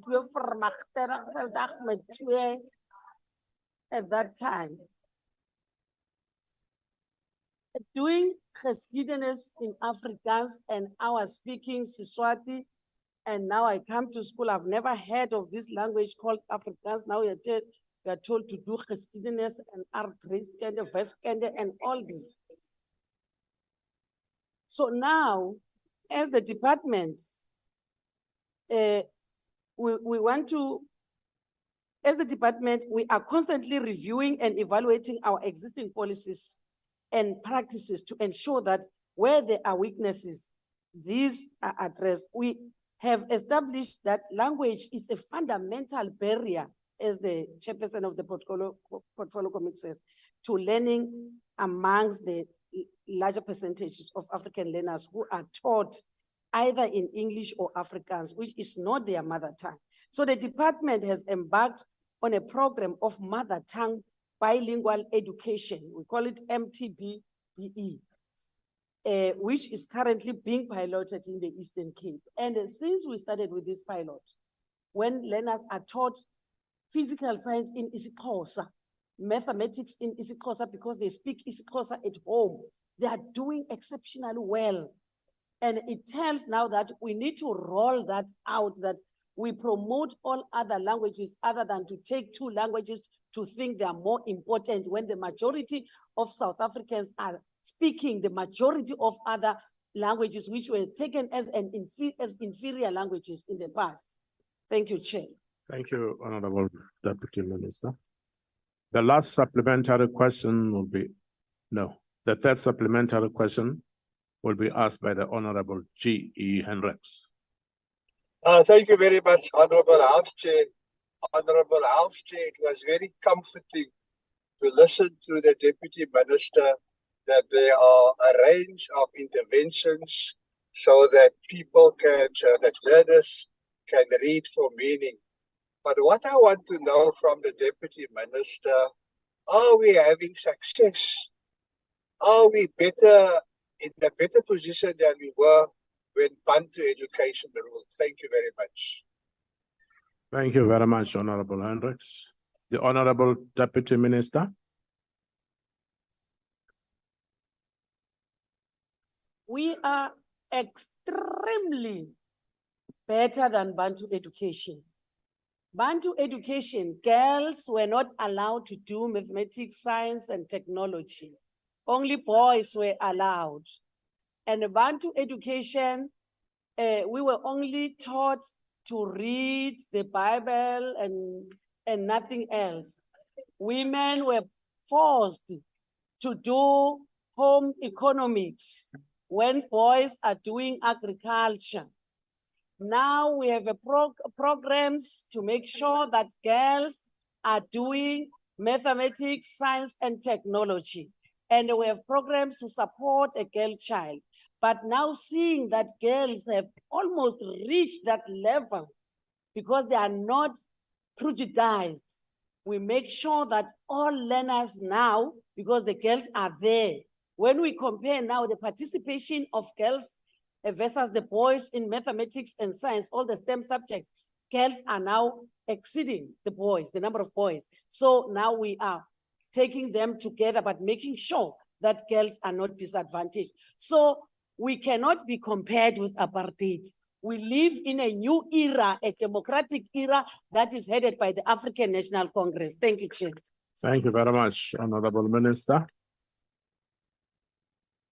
Thank you very much, Honorable Deputy Minister. The last supplementary question is asked by the Honorable Nkobo. House Chair, may I take that one? You're welcome, Tamizi. Ngiyabonga, Stan. Deputy Minister, siyathokoza ngempendulo zakho obuyibekile kulendlu kulombandela. Kodwa iqiniso lithi nje ubusho nje uthi 12 lapha South Africa semthethweni. Kwa le parliament leli senze abantu zawu2 kuphela we-East Africans. Okwento lokufanele ba ibheke kuba asikwazi ukuba isibonelo zonke ilimi zethu ingasetshenziswa kulendlu. Usuchazile kabanzi ngama-interventions omnyango. Usukela ekuqeqesheni othisha nokubandakanya abazali njalo njalo. Umbuzo wami ke uthi senike nalwenza ucwaningo olujulileyo ukuthi lento idalwa yini ngoba esikhathi esingemuva nangesikhathi senu nje minister kulamabanga la benikwazi ukufunda niqondisise into yakamuva le yini edala olushintsho lolu ukuthi namhlanje ingane ingasakwazi ukufunda ukuqondisisa kodwa ngaphambilini bekungenjalo ufakazi walokho. Thank you very much, Honorable Member. The Honorable Deputy Minister. Lento ethi abantwana bethu abakwazi ukufunda ngokuqondisisa ukuthi si benchmarka internationally and izinto ezisetshenziswayo kwamina angaze ngayibona octopus mabazobuza ingane ngeoctopus nokuthi maphi lama conditions enza ukuthi octopus ihlale ngapha ematsheni ingane aziyazi octopus azikaze zibone angaze ngibone mina nabothisha okuthiwa aba-understand abakaze bayibone octopus. Ngikhuluma nge-question ekwakubuzwa yona makuthiwa le ngane azifundi ngokuqondisisa ngoba zibuzwa ngezinto ezi-applicable internationally. So kuthiwa what are those conditions that will make the octopus to come out of the stones? And nabanye kona la kulendlu masingababhalisa le mibuzo lezokubuzwa yona le ngane zethu abakwazi ukuyiphendula ngoba bazokubuza ngesilwane ongakazi usibone ongawazi nama conditions asijabulisayo lesilwane. Ingakho nje sokuthiwa ingane zethu azifundi ngokuqondisisa kodwa wasibuza ngento eziyaziyo ezibonayo sizokwazi nama conditions aleso silwane. Wababuza ngenkomo bayayazi inkomo ukuthi ikhala makwenze njani. Kodwa mawuzobabuza nge-octopus le question le ezenza ukuthi bakuthiwe abayazi lento yayikhuluma nge-octopus kwamina Kuthiwa ngifundile ngudokotela. Kungithethe isikhathi ukuthi ngi-understand ukuthi yini le octopus ngoba ngiyazi. Se ingane zethu ezifunda standard 4 zizoyazi kanjani? Yazi into zabelungu lezo akusinto zabantu. So And society thini octopus emnyama khona. Thank you, Honorable Deputy Minister.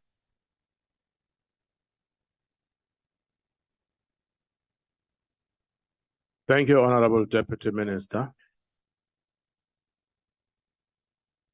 The octopus is fascinating. Question 703 has been asked by the Honorable Malamecha to the Minister of Human Settlements. I've been informed that the Deputy Minister will be answering questions on behalf of the Minister. The Honorable Deputy Minister. Good afternoon, House Chairperson. It is the Minister in the House who's answering questions. I did put an apology. Thank you very much. The department declared 136 priority human settlements and housing development areas. And within the current MTSF period, 94 has been targeted for development. To date, a total of 98 integrated implementation programs have been completed. Correspondingly, the provincial breakdown are as follows. Eastern Cape, it's 7, Free State, 10, Gauteng, 26, KwaZulu-Natal, 9, 11 in Limpopo, 8 in Mpumalanga, 14 in Northwest, Northern Cape, 4, Western Cape, 7. An additional 14 integrated implementation programs are to be developed by the end of 2023-24 financial year. One of the ways of monitoring spatial transformation within the PHSHDAs is through financial investment for various human settlements program. In this regard, Honorable Member, the provinces invested a total budget allocation of 9,642,766,965 rands in the PHSHDS between 2021 and 2023 financial years. Notably, the KwaZulu-Natal province invested the most in the PHSHDS, amounting to 803,157. The Gauteng province was second most in terms of investment, and the human settlement programs in the PHSHDAs mainly include the integrated residential development plans, which refers to phase 1 in terms of planning and services, and phase 2 refers to top structures that are constructed. People's housing programs that we have in the rural areas as part of rural subsidy. Other programs are communal land rights, social and economic amenities, social and rental communities, rental units, informal settlements upgrading program, and land procurement. Thank you very much. Thank you, Honorable Minister. The first supplementary question is from the Honorable Sim Malemacha.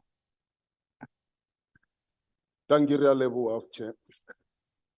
Minister, mushola wa bele roba li jemi wa boya wa resiars na selo. Wa toga la rishumisane le baba private, ka private sector, private investor, the private developers. Igaba minister le anu le nu le dagai ka kuwa ejo. Ya or batsenchele zo ebo ba ibulano wa bodagisoni ya phano ya mando. Le phano ya mafelo o baba ka khona we ahead. Thank you. Thank you, Honorable Member. The Honorable Minister. Ke leboge modulasetulo, ke leboge motlhomphegi Malemacha. Ke tlhalose gore ga re lebella se le reng re dia le sona ka ra lefapha le la go dula ga botse ga batho. Re tlhalose gore ga re bereka le ba le reng ba ka ba dikgwebo ba ile reng ba ka ra ga mmusho. Re bereka le bona go ya ka mafapha ka di program tse fapanego. Ya pele ke re bolelang ka yona ka ra metse e le gore re dile gore batho ba pele ba ratang go reka dintlo re kgone ba le go ba thegetša ba reke ka tlase ga mmusho e leng program e re bitša gore ke first home financing. Re boele gape in terms of mmereko lo raudia ya di integrated human settlement development programs re ba le gore re bitše ba le gore ba dikgwebo ba tle le bona ba tsentše re tsentše di grant tsa rena re le ba lefapha gore ba kgone gore ba tswele pele bokgwebo ba bokgwebo gagolo ba bokgwebo potlane ba le gore ra ba thegetša ka ra mmusho Re ba dia gore ba kgone ho tsena ba be le bona ka ra program tse le reng tsa di property developers. Ke ka mo le re bereka ka gona. Ra kwishisha gore le gona ga re bereka so ntse re bereke le ka ra metse le metsana. Ka ra magae metse megaeng e le re bereka ka yona. E se ile ra se dira ke gore ba ile re bana le mapampiri a ba bitsa gore ke a permission to occupy e le ra bana di title le bona ba kgona gore ba tsentse letsogo ba apply ba kgona ho hetja masheleng a ile re nga ba thegetša ka ra metse ba kgona ho aga go ba extend magae a bona ke a leboga modula studio Ra leboha. The second supplementary question will be asked by the Honorable Mpiti. Thank you, House Chair. Regarding the 5-year plan on the priority human settlements development areas, the department had announced that in its first year, it would deliver 470,000 housing units, 300,000 service sites, 30,000 social housing units, and would upgrade 1,500 informal settlements. However, in its first financial year alone, the department managed to achieve only 126 informal settlement upgrading plans against an annual target of 300. This was less than half of the annual target, and 0 informal settlements were upgraded to phase 3 against a target of 300. The department also announced the rezoning of 17,000 hectares of land in priority development areas, but in the first year alone, only 2,800 hectares amounting to 17% were rezoned, which is a slap in the face of South Africans living in dignity. Honorable members, what we have seen since 2019 is a continued failure by this government to deliver dignity to South Africans who need housing. Minister, though you were not responsible at the time for Minister Lindy was destroying the department, what has your department done in recovering from the failure of meeting its annual targets? Thank you. Thank you. Honorable Minister. Thank you very much, Honorable Mpiti. Just to indicate, I don't think you have your figures correctly. We have done an analysis of our MTSF performance as a department on number of houses that have been delivered in this current MTSF. And my report that I'm actually looking at it, I can tell you because we monitor this as the department. This is the report I tabled in the MINMEC on May 2023, where we were giving the provinces in terms of their performances and also the areas that we were not doing well. I can safely say to you, the area that we have not been doing well, it's in the area of title deeds issuing. And that's why you would have heard me talk about title deeds Friday as part of recovery from that area of performance. Maybe just to indicate to you, because we do monitor per province in terms of performance, in areas of informal settlements, what we have been able to do in all the areas. That's why I'm telling you that in terms of, for example, informal settlements upgrading for phase 1, we've got 305 projects. For phase 2, we've got 789 projects. For phase 3, we've got 175 projects. It's not correct that there's nothing on informal settlements. On community residential units, what we have actually achieved, out of the target of 5,000, we have got 1,675.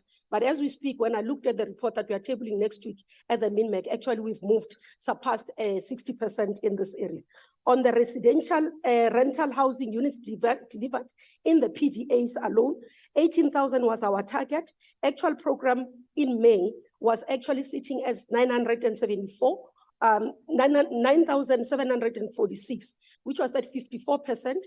And as we look at revising the targets and provinces reporting, that's the area that we are improving, and we see we've passed as well 60%. So there is constant monitoring from our side, and the figures that we have are not correct, Honorable Member. Check our MTSF targets and check against what we have achieved. You measure us against our target, nothing else on the streets. Thank you very much. Thank you, Honorable Minister. The third supplementary question is asked by the Honorable Makesine. Thank you, Chair.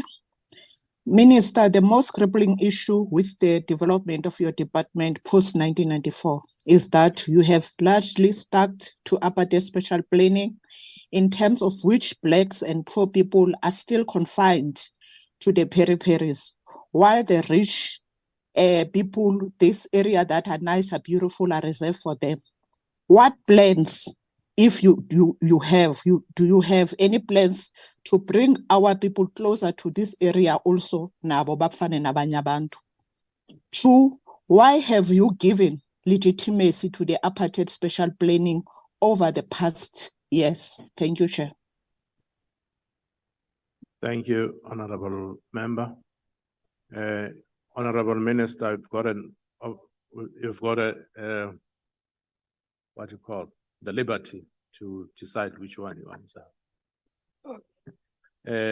You're welcome, Honorable Minister. Thank you very much, Honorable Chairperson. Mandibulele ndiphendule ngelimi lethu because siyavumelana ukuthi amalimi elu ukuthi aya recognize apha eMzantsi Afrika. Maniqalisa ukuthi awuthethi inyani xa uthi sivumeleke saqhubeka nokuthi si perpetuate apartheid special land planning. Sikwazile njengomnyango wakwa Human Settlements ukuthenga umhlaba ngaphakathi la ukuthi siyakwazi ukuthi sakhela abantu. Xa sithetha nge-CRUs, sithetha nge-social housing, siyakwazi uthetha ngomsebenzi esiwenzayo. Xa ungajonga la sithenge khona sifake khona izinto labantu bahlala khona, it's closer nalaba sebenza khona. Apha eKapa divule social units ezininzi elukuthi abantu baseduze bayakwazi ukuthi basondele ephambi kwelaba phangela khona. So asiperpetuate into yokuthi apartheid landscape iqhubeke. I can tell you in terms of the work again, if we are on the 9th of December, ungasjoyina Mhlonishwa, uzobona ekuthi uthi nizabe ndivula enye project. Elukuthi seduze abantu bayakwazi bafumana indawo eziright. La elukuthi kuqala bebengakwazi ukuthi bafumane indawo zokuhlala. Sithi abo sikwenzayo suhulumeni, siyabafaka ezindaweni ukuthi bakwazi ukuqasha, sibanikeze igrant, sireduce imali efanele bayibhatale ukuze baqashe, because siamukela ukuthi not wonke umuntu ofikayo edolobheni uyakwazi ukuthi afike azofuna indlu ayithengayo okanye ayakhayo. Siyazi ukuthi abanye bazela ukuphangela bafuna ukuyela phandle babuyele emuva emakhaya. Yiko sikwenza ukuthi xa bafikile bazophangela emadolobheni mabafumane indawo ezingekho emaxabisweni aphezulu bakwazi ukuthi baqashe. Kakhulu futhi mawujonga imali esifakayo okanye imali esifuna ukuthi abantu baqashe kuyo, uzayibona ukuthi uhulumeni ka-ANC okwazi ukwenza ezinto. Ayikho iprogram efana nalesi ranayo kule lizwe le-South Africa eliranwa yi-ANC ekhoyo nakuphi enye indawo. So ungathi thina siyi-ANC sikwazile ukuperpetuate i-apartheid. If uyijonga ne-census 2022 uzawubona ukuthi iyatsho ukuthi lo government ka-ANC has done so much to upgrade the lives of the people, especially in human settlements. Sathokoza Ngqongqoshe. The last supplementary questions from the Honorable S.A. Buthelezi.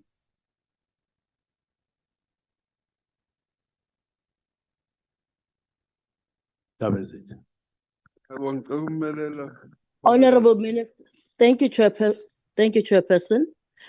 As we have all come to know, construction and development projects in South Africa have become a breeding ground for corruption, theft, and fraud.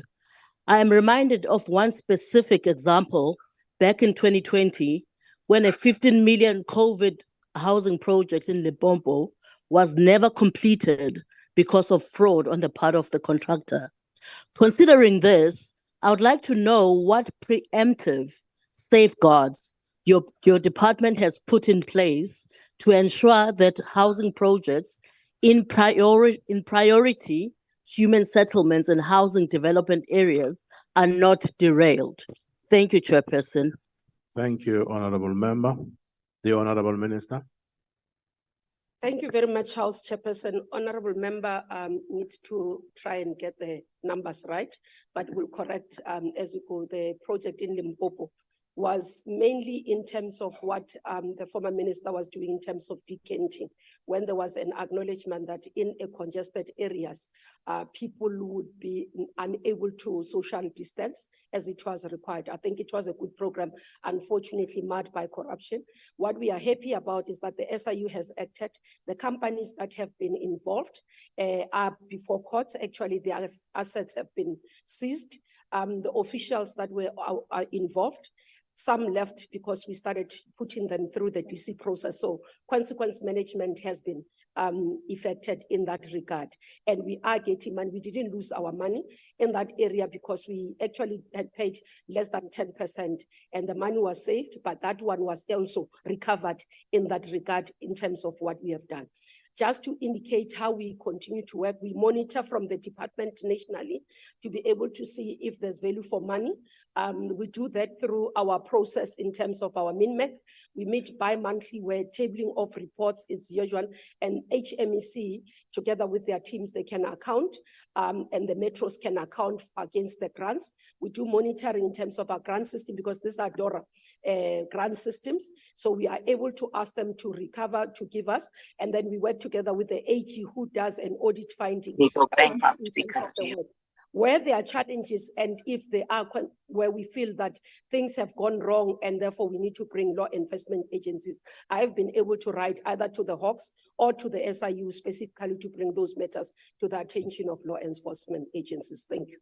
Thank you very much, Honorable Minister. We now go to question number 684, which has been asked by the Honorable B. Heron to the Minister of Water and Sanitation. The Deputy Minister. Thank you very much, Gogola, and thanks for the question that has been asked. Firstly, let's indicate that our country is endowed with rich biodiversity and a relative high production ecosystem services, and these services are under threat, which has a consequence for the transformation of South Africa in terms of more just, resilient, and sustainable society.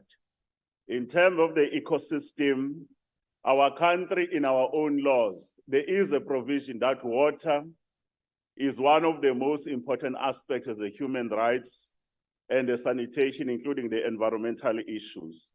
There are 4 aspects, which is the provision of service in terms of this ecosystem. And our country over the last 30 years, we've been able to provide more than 90% of South Africans with access to water that they were denied, including the benefits in terms of social, economic, and environmental. Therefore, most of the rural communities, in terms of our own funding, we've provided a lot of water to rural communities, but we're the first to admit that there are a number of rural communities that we still have to reach. Hence our provision even this financial year of the 14 billion, the majority goes to rural municipalities, but also the use of groundwater. There is also the component of regulatory services. We use water use authorization as you find them in the National Water Act, including the issues of the provision of a reserve, which is for the aquatic use, for human consumption, and international obligation. That's how we protect those particular communities.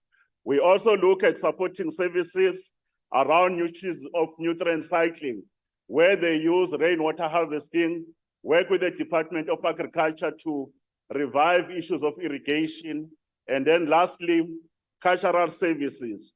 That will include recreation, spiritual, and cultural benefits.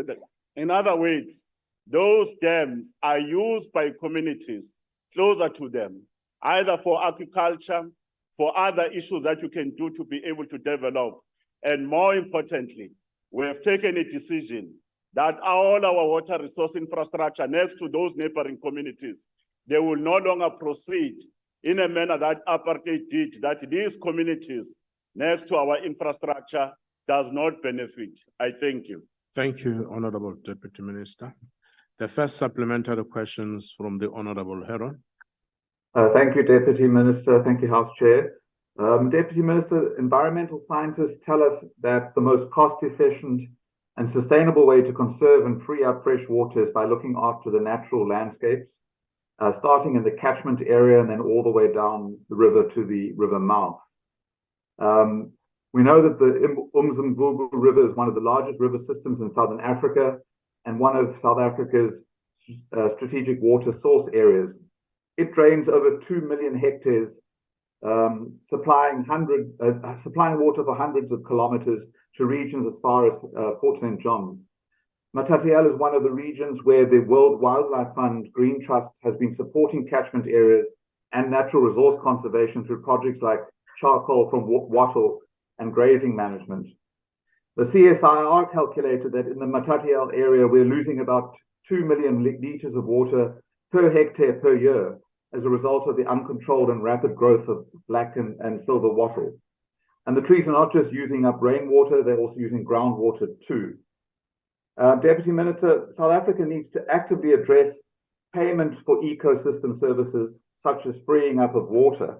And the payment for ecosystem services has the potential for multiple spin-offs, including water security, increased livelihoods, and employment for young people. People are employed through the Working for Water and other EPWP programs to clear invasive alien plants. But why not extend this to communities and organizations doing the same in our country's strategic water source areas? Thank you. Thank you, Honorable Member. The Honorable Deputy Minister. Thank you very much, Lugula. I fully agree with Honorable Heron. There is a lot that we are doing, but we must admit there is more to be done. For an example, the issues of deterioration of water quality and the ecosystem on the basis of human activity and industry. We've produced those particular reports of fruit drop, not drop, and we must attend to them because many of our water management areas are affected. The example we can give of RTBS Port, the integrated Vaal River system. But when you go to RTBS, you could see our implementing agent, the Department of Forest, Fisheries and Environment. That's why we have the Working for Water program. And that Working for Water program, you could see those hyacinths are being removed. They are converted into a biomass that will be used for other activities, creating jobs. The other examples, you know, the Working for Fire, that were able to remove the alien vegetation, especially the white trees, where you can produce byproducts like coffins, tables, all these are the issues that you could do. And those are the programs that we must be able to massify. There is a program around Adopt a River by all of us as leadership and communities. But in terms of institutional mechanism, we know that the irrigation boards that were there over time, now we are converting them into water use association that were predominantly for white farmers. Now our own Black people and rural communities around those areas are participating. We are concluding now appointing the CMAs, the boards for the Vaal Orange River, Upongola, Umzimkule, and many of them, so that the participation at a local level is more meaningful. Lastly, on the question of incentive, the issue of the polluter pay principle in terms of water use charges, the waste discharge charge system will be implemented very vigorously, and we've started the pilot. Therefore, we must also be able to deal with these other polluters because the environmental premium in terms of economics that you must be able to place on the impact of the damage to the infrastructure, especially the social and environmental infrastructure, is very high. But our compliance and prosecution services around those who are polluting, those who are not actually complying with our water licenses, there's been a lot of good progress we're making. Thank you. Thank you very much, Honorable Deputy Minister. The second supplementary question will be asked by the Honorable Kate Seke. Thank you very much, House Chair. Deputy Minister Mahlobo, noting that South Africa is a water scarce country and the climate change will impact water supply in the future. How does the department advance the conservation of water culture in South Africa, such as water harvesting and recycling to ensure water is used without waste? I thank you. Thank you, Honorable Member. The Honorable Deputy Minister. Our view is that our country will not run out of water, but our country will face a situation where the water will not be fit for use. How do we increase the mix? Is that groundwater must be explored. Let's our national water systems. We know in many parts of our country, where groundwater must be used. But we need to be able to manage the issues of pollution because of human activities. But to be able to ensure that the aquifers, they don't actually run out of water, we are promoting issues of water recharge. In other words, recharging the aquifers, because it's one of the things that you could be in a position to do. The other issue, there's too much effluent that we produce. We have to go through the process of reuse and recycling and reclamation. When you go to Maritzburg, you will see a wastewater treatment plant where we have the capacity to treat the water to a standard that the water that goes to what in Devon, eThekwini, they don't have to pay more money to be able to treat that water. But we're also able to use that water for other uses for industries. But then the waste in terms of the sludge is processed because the quality is so good that you can be in a position to produce fertilizers so that you can be able to contribute to energy consumption. But we are also dealing with the question of production of hydrogen gas so that we can be able to produce a 1 megawatt in terms of electricity production.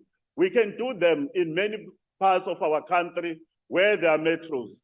Then the issues of water harvesting by our own communities is an important aspect. But at the very same time, the issues of the technology we use for human settlement around the apparatus that are there, we have to implement those that are energy efficient. Lastly, the issues of civic education and the responsibility that citizens must take. Those who don't save water, we must be able to hit them in their pockets in terms of the bylaws and be able to make it punitive cost, because we can't continue to use more than 300 liters per capita per day when the world average is about 178 in a country that is water scarce. Thank you. Thank you very much, Honorable Deputy Minister. The third supplementary question is from the Honorable KRJ Mishwe. Honorable House Chair, I will take it on his behalf. It's Honorable Thring here. You're welcome, Honorable Thring. Thank you, House Chair. Minister, the ACDP acknowledges that the ecosystem approach to water takes into account biodiversity conservation and therefore prioritizes the protection of biodiversity as well as the sustainable use of water resources and the associated ecosystems. In this regard, the Millennium Ecosystem Assessment, which you've alluded to in your responses, analyzes the impact of human actions on ecosystems and human well-being. Minister, noting that our water systems are under stress with acid mine drainage, municipalities using our rivers for sewage disposal, and human settlements and businesses disposing their waste into our water sources, what has your department done to address these abuses via embracing the Millennial Ecosystem Assessment model in meeting and protecting the water needs of the indigent amongst us, particularly within our rural areas? Thank you. Thank you, Honorable Member. Honorable Deputy Minister. Well, we are one of the countries that are signatories to the Paris Agreement, including the mitigation factors in the entire ecosystem. The issues of the deterioration of water quality is because of the issues of the management of the water system in terms of integrated water resource management. But then there are issues of regulations. We've strengthened our regulatory mechanism, including putting special conditions around water use. That's why working with the law enforcement agencies, we're spending more time to ensure that we deal with that particular problem. The reference that we are making around the activities of the mining sector, which has been at the backbone of the economy of our country, we must admit that there's been irresponsible mining over some time, where some of these mines are abandoned and billions of liters of water are contaminated underground. That's why we adopted a program of reclamation, but also the program of acid mine drainage. And the technology is there. You can go to Gauteng, especially around Ekurhuleni. You will be able to see that water is being treated to the highest standard that can be provided to the communities. In Mpumalanga, you can go to Mikkelberg, you can go to Emalahleni, and you could see that working with the mining sector, we're addressing those particular issues. but we have a firm commitment that we must pursue some of these mining houses that have left our water in conditions that are unacceptable, especially the issues of the sinkholes. The other pollution that is caused by industries, caused by municipalities themselves. That's why, in as much as we're supporting municipalities out of the processes of the green drop, but we're also using the punitive measures. Therefore, the implementation of the policy that has been supported around the waste discharge system is about that polluters will pay.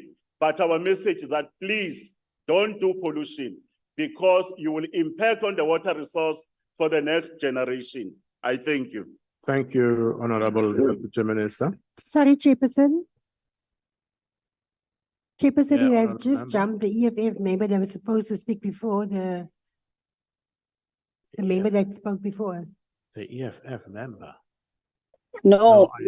I he's don't on the have line. the EFF member here. You didn't mention the EFF, Chairperson. No, You didn't? from the list that I have here, I don't have an EFF member. Oh, okay. Okay. The last supplementary question will be asked by the Honorable Mayberg. Thank you, House Chair.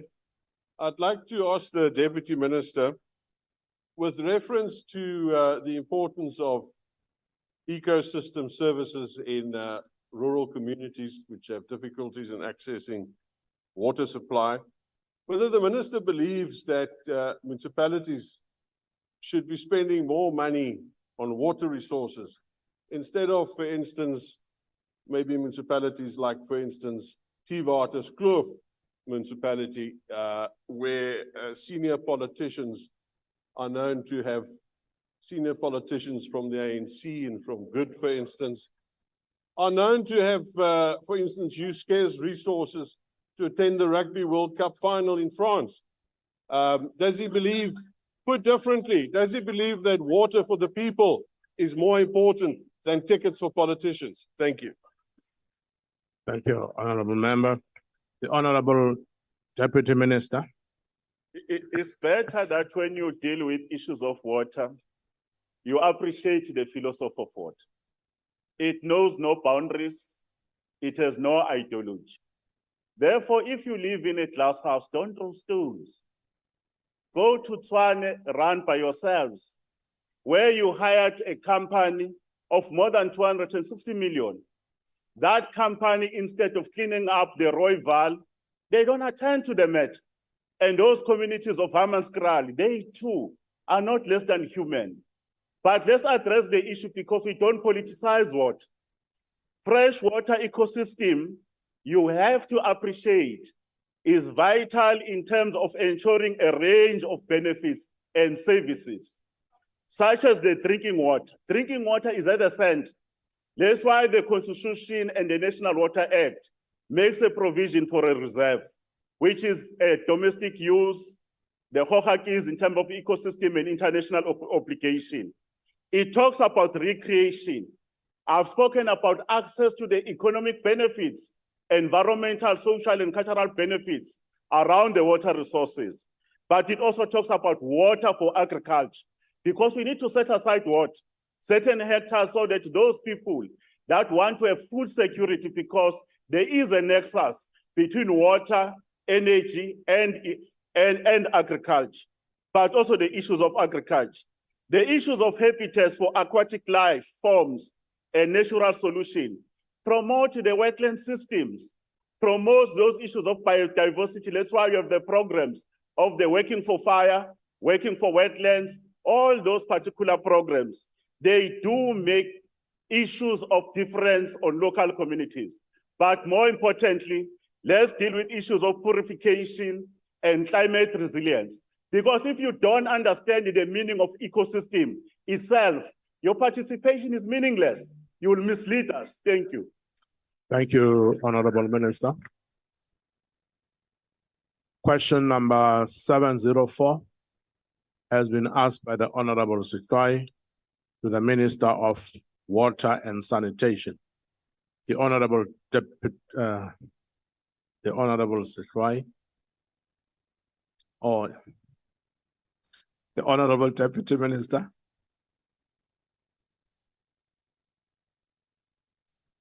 Thank you very much, Chairperson, and thanks to Honorable Sitwai for her question. The Census Report 2022, it demonstrates that there are advances the ANC has made around the provision and access to water to millions of South Africans, especially in provinces that were deliberately excluded by the apartheid government when it came to the delivery of infrastructure, where they chose to build dams around these communities and water was pushed into the mineral complex of Gauteng to support the apartheid regime. The fact of the matter is that there were Bantustan in the Eastern Cape, there were also Bantustan in certain parts of Limpopo, and infrastructure was not developed. And the population of those provinces have grown. And our view, Chairperson, is that since we've been in position of power, we must be able to act and act decisively. Because abantu base Eastern Cape nabo, riruna ribat, they are people themselves, and they can't be left behind.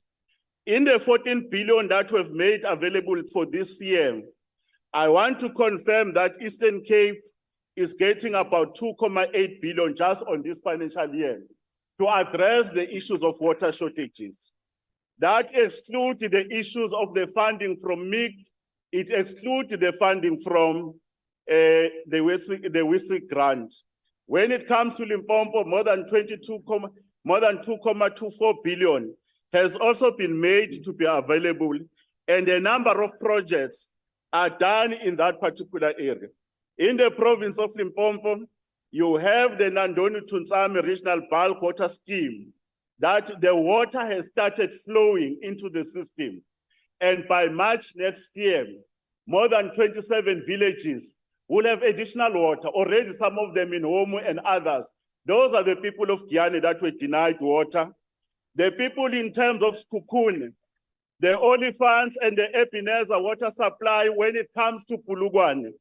We need to indicate that a 4.5 billion rand has been made available. They have already started the project there as we speak. You go to Mkhalakwena, the partnership with private sector even plans. They are starting to put a wastewater system at top of the range. I don't want to discuss the issues of people of Skukune. The Loskop Dam, they've started. The issues around the O&M that is there. When you go to the Eastern Cape, in the Eastern Cape, we must be able to mention Umzimvubu, a number of other projects that we are doing there to support. But we must admit, Chairperson, there are still those communities who don't have water, and the provision of water will remain intermittent. The water tracking will be there, and the use of the groundwater in supporting those particular communities. And out of the more than 700 projects in water, about 128 of them are just ministerial intervention in a number of municipalities, including the two provinces we've mentioned. Thank you very much, Honorable Deputy Minister. The first supplementary question is by the Honorable NSFAS. Inkosi DM, Ngongoshe ungenzeka njani uba amanzi aphansi komhlaba angawanceda amaphandle angangcoliswa lilindle kuba lamanzi alithemba labantu bamaphandle. Thank you. Thank you, Honorable Member. The Honorable Deputy Minister. Enkosi lunga elihloniphekileyo leshaya mthetho. Amanzi atholakala ngaphansi komhlaba akusiyo nje into entsha eNingizimu Afrika. Bokhokho bethu bebesebenzisa amanzi esiyalo. Lawo manzi la kufuneka aqoqwe, ahlanzwe kakuhle, basapotwe abantu bakuthi. Uma unikezelwa amanzi atholakala ngaphansi komhlaba, akusho ukuthi ngamanzi asezingeni elingekho right. Esicela ukuthi ke abomasipala njengoba umuzi usukhule kakhulu, Nenkunkuma ikhona lapho sicela ukuthi amanzi bawatheste ngaso sonke isikhathi. Noma kuthiwa amanzi atholakala kwi-groundwater.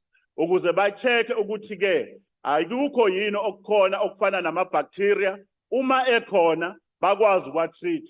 Uma bethola ukuthi kunama-chemicals, ngoba kunezinye indawo la ukuthola khona kuba nama-chemicals, bawa-treat. But-ke nje siyabonga ukusebenzisana nabantu abafana no-Coca-Cola South Africa, i-gift of the givers. Ey'ndaweni ey'ningi siyakwazi ukuthi silekelele abantu ukuthi-ke bawathole lawo manzi lawo. Esizokwenza ukuthi-ke ngoba kwesinye isikhathi sisebenzisa imali eningi, uthola amanzi ayaphela because of climate change. Uma lina izulu, sizobuya amanzi siwafake lapha phansi lento kuthiwa-ke i-water recharge of the aquifers, so that we can be in a position to do that. Ngaleyo ndlela-ke uma i-infrastructure ingakafiki, noma for iy'kolo, ibhedlela, i-groundwater is one of the options that we could be able to utilize. Enkosi. Thank you very much, Honorable Deputy Minister. The second supplementary question will be asked by the Honorable Member. Thank you, House Chair. Honorable Deputy Minister, given the large number of households in Limpopo and the Eastern Cape that are still without water, but also considering the poor state of service delivery as illustrated by the most recent green and blue drop, the reports, whereby almost 30% of all water treatment plants or almost 50% of sewage plants are either dysfunctional or in a critical state of disrepair and dysfunctionality. Given the fact that the World Bank, Chair, has now identified water as one of the 3 biggest risks of doing business in this country, will the Minister advise the President to declare a state of national disaster for water and sanitation sewage plants in order to galvanize extra and additional state resources to revamp and restore crumbling infrastructure? If not, can the Honorable Minister tell us what level of dysfunctionality, what level of disintegration, 60%, 80%, perhaps 100%? What level of dysfunctionality will persuade the government to spring into action? Thank you very much. And to do something about the unfolding water crisis in this country? So many issues. It looks like Honorable Member have woken up Malandela and discover a new discovery. The report you are speaking about is produced by us, the Department of Water and Sanitation. We fully understand the state of infrastructure. That's why when you speak about not drop is about the state of infrastructure. And the infrastructure we know, we have made a lot of massive investment, but we also appreciate that our investment has not matched the economic growth and the population growth in terms of the graph. That's why, President, in terms of the economic reconstruction recovery plan, just on major water infrastructure issues over the next 10 years, more than 104 billion rands.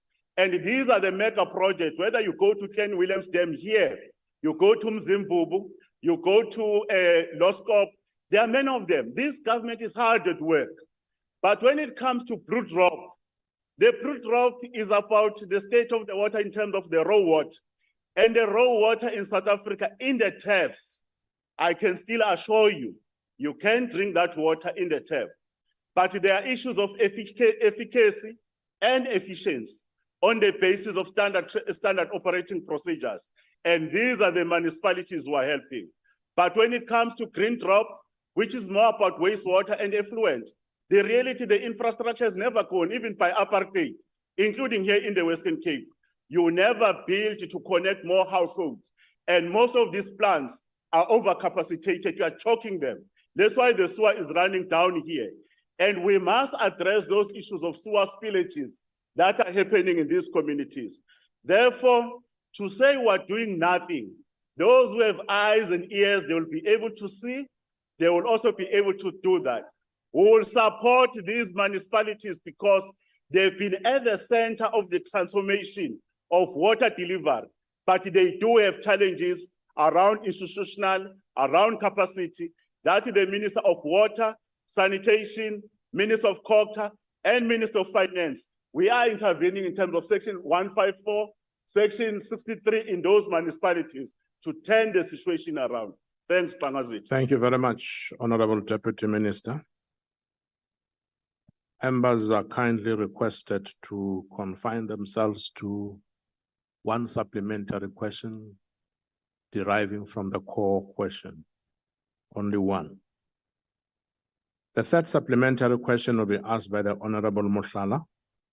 Minister, Deputy Minister, actually, the ongoing water access issues in Limpopo and the Eastern Cape.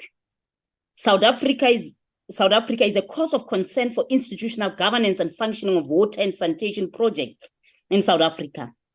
The problems include persistent water access challenges, deteriorating wastewater infrastructure leading to river contaminations, and delays and corruption in various projects aimed at addressing these issues. Deputy Minister, is there a realistic prospect of rectifying these long-standing issues and ensuring consistent access to water and sanitation for the people of Limpopo, Eastern Cape, and other areas experiencing water access disruption, given that these problems have persisted for 30 years and the years prior, despite the significant funds allocated for the construction of dams in Limpopo and in Eastern Cape provinces? Why is it that the state have been unable to provide safe water and decent sanitation to the residents of this region? You are talking about the Loskop Dam. Thank you very much, Now, when you are Member. speaking. But there is the Huop Dam next to the people of Sikukune.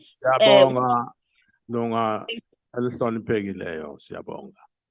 The Honorable Deputy Minister. Manje ufighter Mohlala ugcina ngento okufuna ngawuqale ngayo ngoba isikhukhune esisenhlizweni yakhe kakhulu. Manje ke uyayazi le ndaba ukuthi ke umongameli umethi masebenzisane nosomabhizinisi. Akusiyo nje insumantsumane leyo malandela. Uyabona lapha esikhukhune kudingeka imali close to 25 billion and uhulumeni akanayo leyo mali. Sihlangene nezmayini, i-Olifants management system that is there. We've been able to get into an agreement with all those municipalities. And we are starting to ensure that while the water will be moving from Skukune, the Nebo Plateau to Peter Mukaba, until to Mkhalakwen, those communities are going to benefit. But on the other side, when it comes to the issues around Yomutimule and others, we've already got more than 4.5 billion from the budget facility, so that the water from Mikilitaba and the Crocodile can be brought to these particular communities.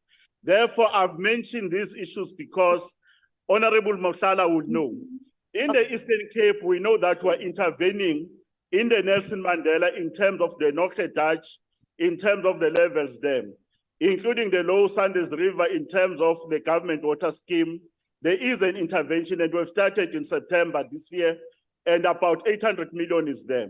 You go to Greater Mbizana Regional Bulk Water Scheme, we're actually repairing and upgrading the Ludege Dam so that the Nomalaku water treatment plant can be increased from 10 megaliters to 20 megaliters. Uyelapa Emnuma Imwanaka Regional Bulk Water Scheme, it will provide more than 78,000 people and especially 120 villages.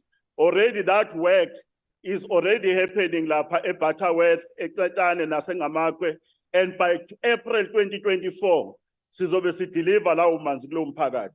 Uye eNdlambe, the very same thing we're completing in December 2024. eMakana, the list is endless.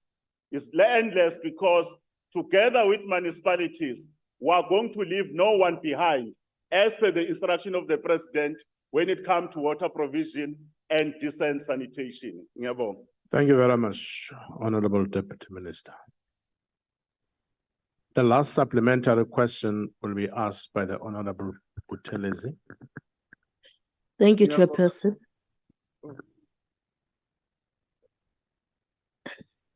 Thank you, Chairperson. Honorable Minister, Honorable Deputy Minister, as we are in the budgetary review and recommendations report period, we often see municipalities underspending on their allocated budgets, which directly impacts the provision of basic services to local municipalities. Considering this, I would like to know whether you have any collaborative plans in place with the Department of COGTA to ensure that funds from programs that have underspent in municipal budgets, especially in the areas of Limpopo and Eastern Cape, are of infrastructure for piped water. Thank you, Chairperson. Thank you very much, Honorable Member. The Honorable Deputy Minister. Thank you very much, Chairperson, and thanks to Ushenge for her questions. Municipalities, they are at different levels in terms of capacity. There are those municipalities that they have the right technical capacity, able to discharge their responsibility as water service authority in terms of the law. But there are those municipalities that are struggling, irrespective of which political party is leading that municipality. It's going to be important. If municipalities are struggling, we at COGTA, we have engineers that were putting them at their disposal. Some of them, they can't put business plans. That's why they can't get funding. We're assisting them to put the technical report and business plans. Then there's a problem about implementation. We've taken a decision to bring our water boards with their vast capacity, both in terms of human resources and their balance sheet, to be at the disposal of this municipality. In the Eastern Cape, Amatola Water has been strengthened. They are able to assist those municipalities. That's why in KwaZulu-Natal, you could see Umgeni Utugela. They are intervening at eThekwini around the wastewater problem that they are facing. And you can go to Gauteng. We are intervening in Tshwane, where that water services authority can't provide water, and the water is contaminated. You go to Emfuleni, it's the same issue. If you go to Limpopo, you can see the Lepelle Northern Water has been supported by us and DPSA to try to conclude the Giani project from Vembe to Mopani, the issues of the Ebenezer systems. Therefore, our support in municipalities will continue and the cooperation is good. If they don't cooperate, we will implement Section 63 and intervene. We'll discuss afterwards who are supposed to do the job, but our people will get what? Thank you. As we move to the next question, asked by the Honorable Heron to the Minister of Water and Sanitation, 684, Honorable Deputy Minister.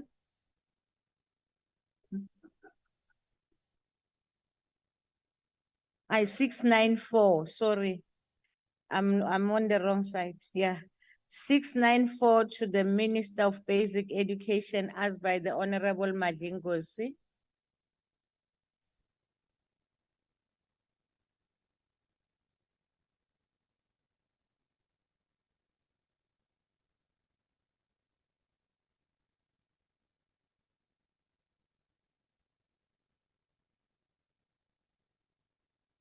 Thank you, House Chair. The response on the first part of the question is the department is responsible for curriculum policy and implementation thereof. Learners are encouraged to attend school on a regular basis and to meet the assessment requirements of all the subjects.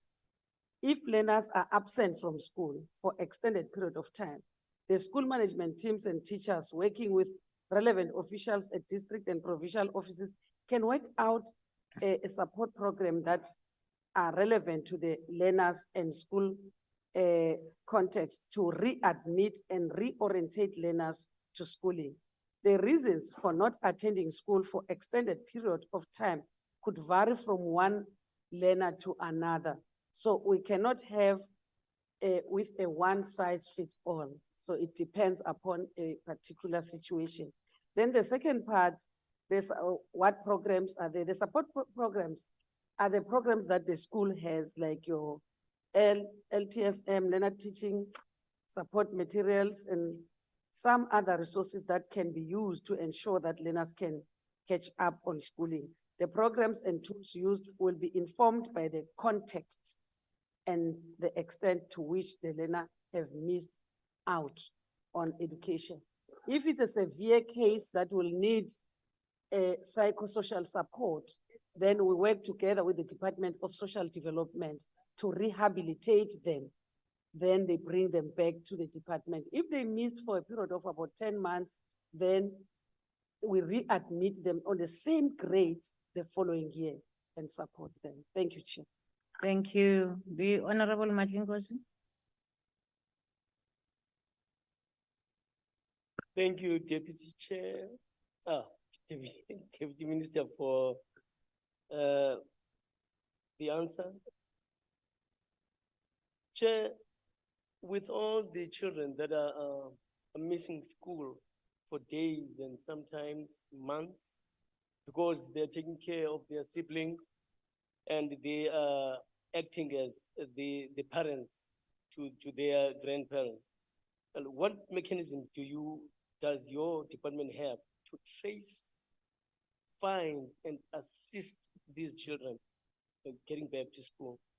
Chairperson, what are the tools and mechanisms that the department has to retain students who are currently attending school with the difficulties mentioned above?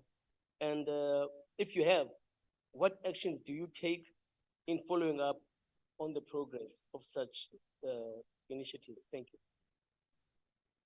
We agree you asked 4 questions, ne? Honorable Magindlozi, and you know what is the rule for supplementary question. Minister, it's your prerogative. Thank you, Chair. Indeed, it's a very good question. It shows that he's concerned, especially about the vulnerable. The vulnerable, we work together with the Department of Social Development. They know all of them. That's why they're on a social grant. The social workers within a community, they know and they link with the school. So in the school, the tool that we use for learners to stay at school, if they live far from the school, we use scholar transport. If they are hungry, there's no food at home, there's school nutrition program. And now we have even introduced breakfast because we've seen that some rely only on that meal a day that they get at school. That's why we've introduced even breakfast that we keep them at school. Then in the no-fee school, they get LTSM, they get everything for free. That there should be no situation that keeps them away from school.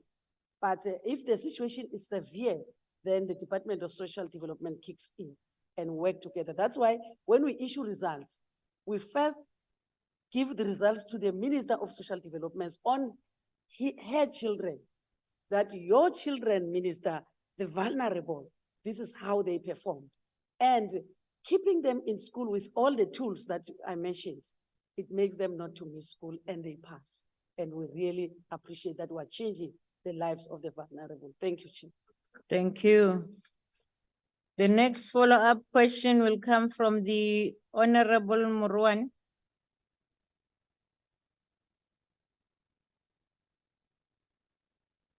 Thank you very much, Chair, and greetings to yourself, the ministers in the House.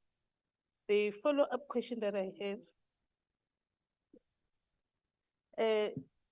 the Bella Bill has a clause which gives accountability to school management teams to follow up with learners who drop out. What is the mechanism and projected effect of the Bella Bill amendment if passed by Parliament in relation to learners dropouts? Thank you. Thank you. The Honorable GM. The Bella Bill aims at the total transformation of education. Total transformation. That's why those who are not for transformation, they are extremely against the Bella Bill because they enjoy the skewedness of education. So if that bill can pass into a law, we'll see changes. All learners will remain at school. All learners will remain at school. But I'm not saying that we shall have totally eradicated the staying away. We have things like the substance abuse, we have so many things, the social ills within the society, which needs all of us to work together to make sure that we preserve the future of this country, which are the young ones of this country. Thank you, Chair. Thank you. We proceed to the Honorable Van der Walt. Oh. So that, Deputy Minister, is because you're not answering the question today. So, Deputy, just yesterday, the Commission of Gender Equality presented to the Portfolio Committee their findings on school dropout of teenage girls during pregnancy. You were there. Research revealed that 83,000 children between the ages of 10 and 17 gave birth countrywide during the 2019-2020 financial year, according to Stats SA. 13.4% of female learners dropped out of school due to family commitments, which included getting married, minding children, and pregnancy. And let's be honest, most of those female learners don't want to be pregnant at that age. Only a third of teenage girls who become pregnant in South Africa return to school, and with every year that passes after giving birth, decreasing the chances of ever returning to school. 60% of pregnant teenagers did not return to school after the 2-year period previously enforced by DBE. Thank you, Honorable Van der Walt. Thank Please you very tell us much. what you will do with those Honorable Van der dropout Walt, your learners. time is up. I thought you were making a statement or an opinion. Now you exceed because of your preamble. Please. Proceed, Honorable GM. Thank you, Chair. The question I had, what are we doing with those who dropped out? We are offering a second chance. Yeah. I've answered the question, offering a second chance to all the learners who do not have matric, all the young people, all of them. There is a second chance program by the department. But the issue of teenage pregnancy and the high numbers of 2020, 2021, and they were arrived in 2021, the statistics of 2021, it was during the time of COVID when they were at home. So they were not at school, they were at home. When we opened schools in 2021, they didn't come back because they are pregnant, they are at home. So we encourage them that after giving birth, please come back. And we have a policy, Chair, of pregnancy management in schools, because we don't want schools to do things differently. We say, if learners are pregnant and they are willing to stay at school with their pregnancy, let them stay. And then we guide teachers how to treat those learners. And we are working together with the Department of Health. Yes, they are not everywhere, but there are clinics that are connected to schools. That even if the child can give birth today and feel that tomorrow is fit to can go to school, we allow them to come. Withholding them, it becomes difficult for a school to say, bring them. If the parents say, says, I even made an example of a child that is pregnant and is ready to write matric, but the parents said no. So how do we do that? What can... But the dropout, Chair, it needs all of us. It needs the community, it needs the parents, it needs everyone. We cannot leave school. Thank you. Now Your time and is be up, like GM. Jesus Thank you. to chase one sheep. Thank you. Honorable Sukers. Good afternoon, Chair. Thank you, Chair. And Chair, the reason why children drop out of school, there are many reasons, and pregnancy is but one of them. When children re-enter the system, they suffer various traumas. And some of the reasons why in the first place they're out of school is because of many times trauma and other negative social impact on them. They face emotional and psychological impact when they return back to school. They struggle with educational gaps, difficulty getting back to school routine, insecurity in reintegrating socially, and they may lack access to updated textbooks, technology, or other educational resources. They may need individualized attention and additional support to bring them up to speed. Individualized support, remedial programs, and a focus on social emotional learning can contribute to the successful reintroduction of children who have missed out on school for an extended period. How Thank you. compre- Your time is up. Thank you very much. No, a member is allowed to make a statement or express an opinion, and that's what she did. It's up to you, Minister, if you just want to comment on the statement. I agree with her. Thank you. Thank you. I proceed now to the next question, which is question 706 by Honorable Mvana to the Minister of Social Development. The Honorable the Minister.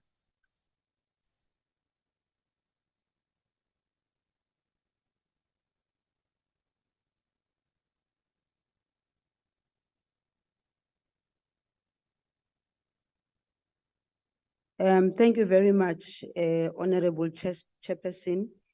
I firstly would like to start by indicating that Stats SA is very helpful in the sense that in their analysis, they don't only just give us the facts and the figures, but also they do an analysis that cuts across a number of series that also includes areas which are related to the Department of Social Development.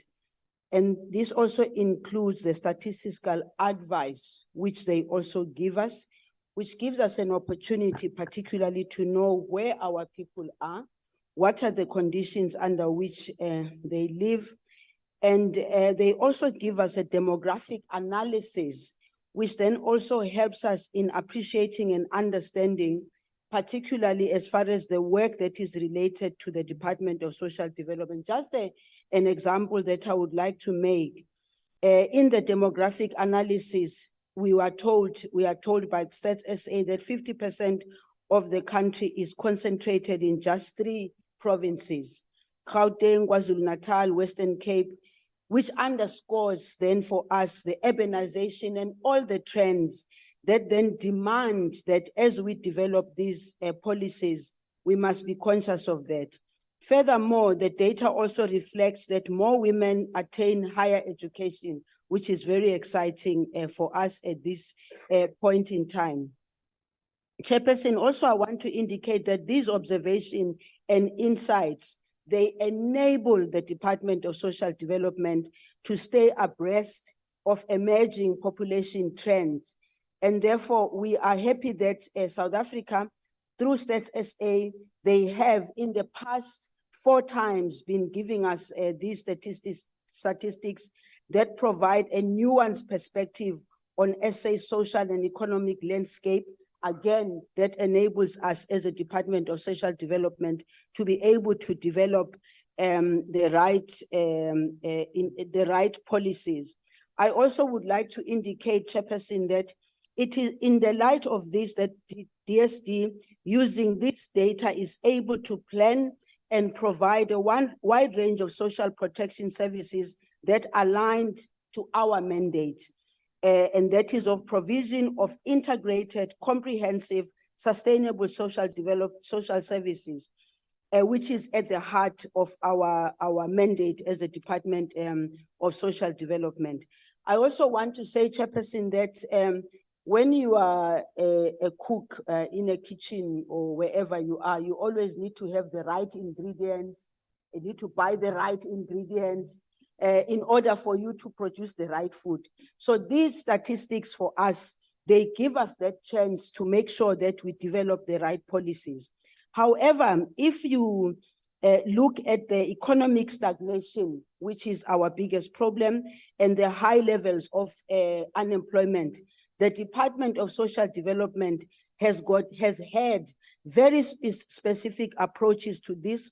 One of those is the fact that the DSD portfolio budget allocation is 263 billion for the current financial year, and therefore we're able to reach and provide critical service to children, youth, persons with disability, and the elderly. And in terms of the ensuring that we are also contributing to economic development, we have upscaled investment in youth development in many aspects, providing developmental services that include ensuring that our youth participate in community developmental programs. Thank We- you, Minister. Ma'am Vanna? Thank you, Minister. We welcome the department's intervention in ensuring grant payments are not grossly interrupted. Noting that the department has reached introducing the big and recognizing the medium-term budget. Now, the question is, what is the view of the department on the review out of all what has been said in terms of the medium-term budget? Thank you. Thank you. The Honorable the Minister. Thank you very much, Chairperson. Yes, the medium-term budget, and we all know that it has been pronounced, and we now know how much we have, which also includes the fact that we have been able to extend, for instance, the 350 for yet another year, which would like the basic income grant, for instance, the 350 would like to make it as a stepping stone to the basic income grant. And the processes thereof of the basic income grant are in the pipeline, and we've made these presentations to the portfolio committee. But I can safely say that we wish for a time when the budget cuts that are currently happening now will be in the past, but that can only happen if we also contribute to ensuring that there is economic growth, because without the economic growth, it then becomes very difficult for us to even collect more taxes so that we can be able to support those who are unable to support themselves. Thank you. Thank you. Mama Sango. Thank you, Chair. Honorable Minister, a far cry from the ANC's manifesto of 2019, under the all-important subject of advancing social transformation, where the manifesto claims, among others, and working towards a comprehensive Honorable members, sorry, Mama Sango. Yes. The minister cannot even hear you. Exactly. Should I start from the start? Honorable you. Minister, are you okay for her to proceed, or should she start?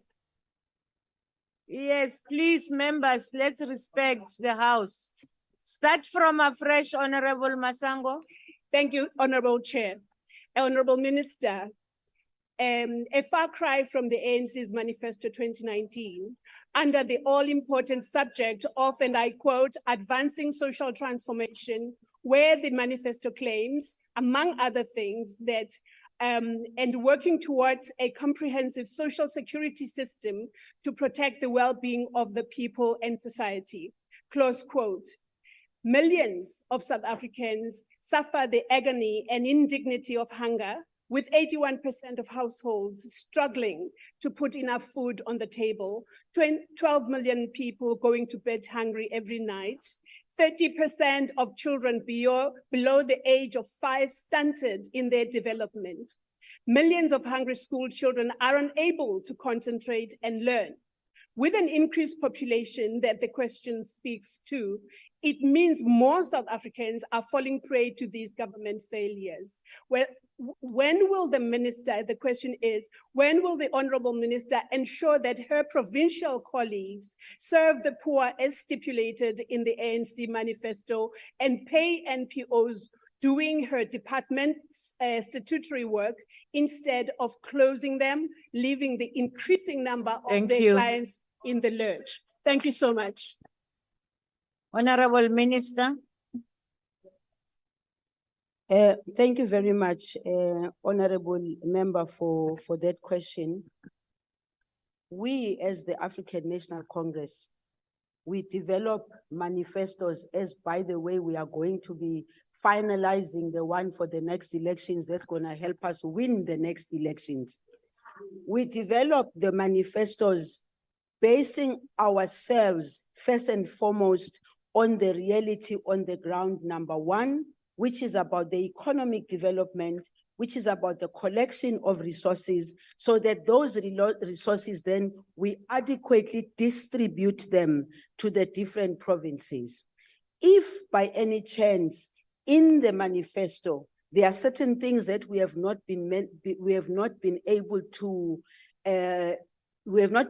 to implement according to specific manifesto, we do go to the people and we say to the people, we did say we were going to go this far in as far as the manifesto is concerned. But if we have not been able to do so due to reasons that are appreciated, particularly earlier on, I spoke about the fact that if the economy doesn't grow, it means we have a bit of a problem in ensuring that we'll fulfill that mandate. But in this particular case, Honorable Chairperson, not only the Department of Social Development has been working towards ensuring that provinces implement their programs and they make sure that they spend on the budgets that have been given to them. Our role and our responsibility as a department at national level is to make sure that we do everything to hold those MECs and those department structures at provincial level to make sure that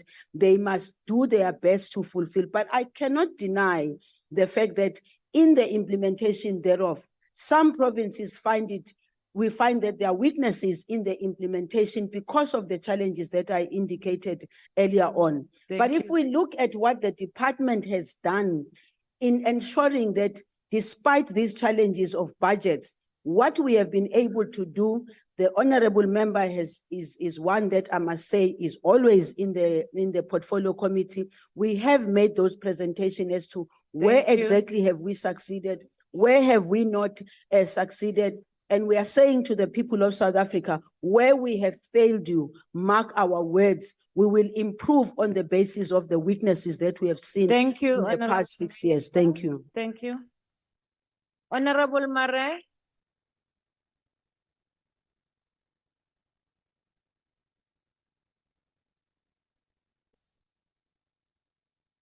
On, but it's not, okay, is it now?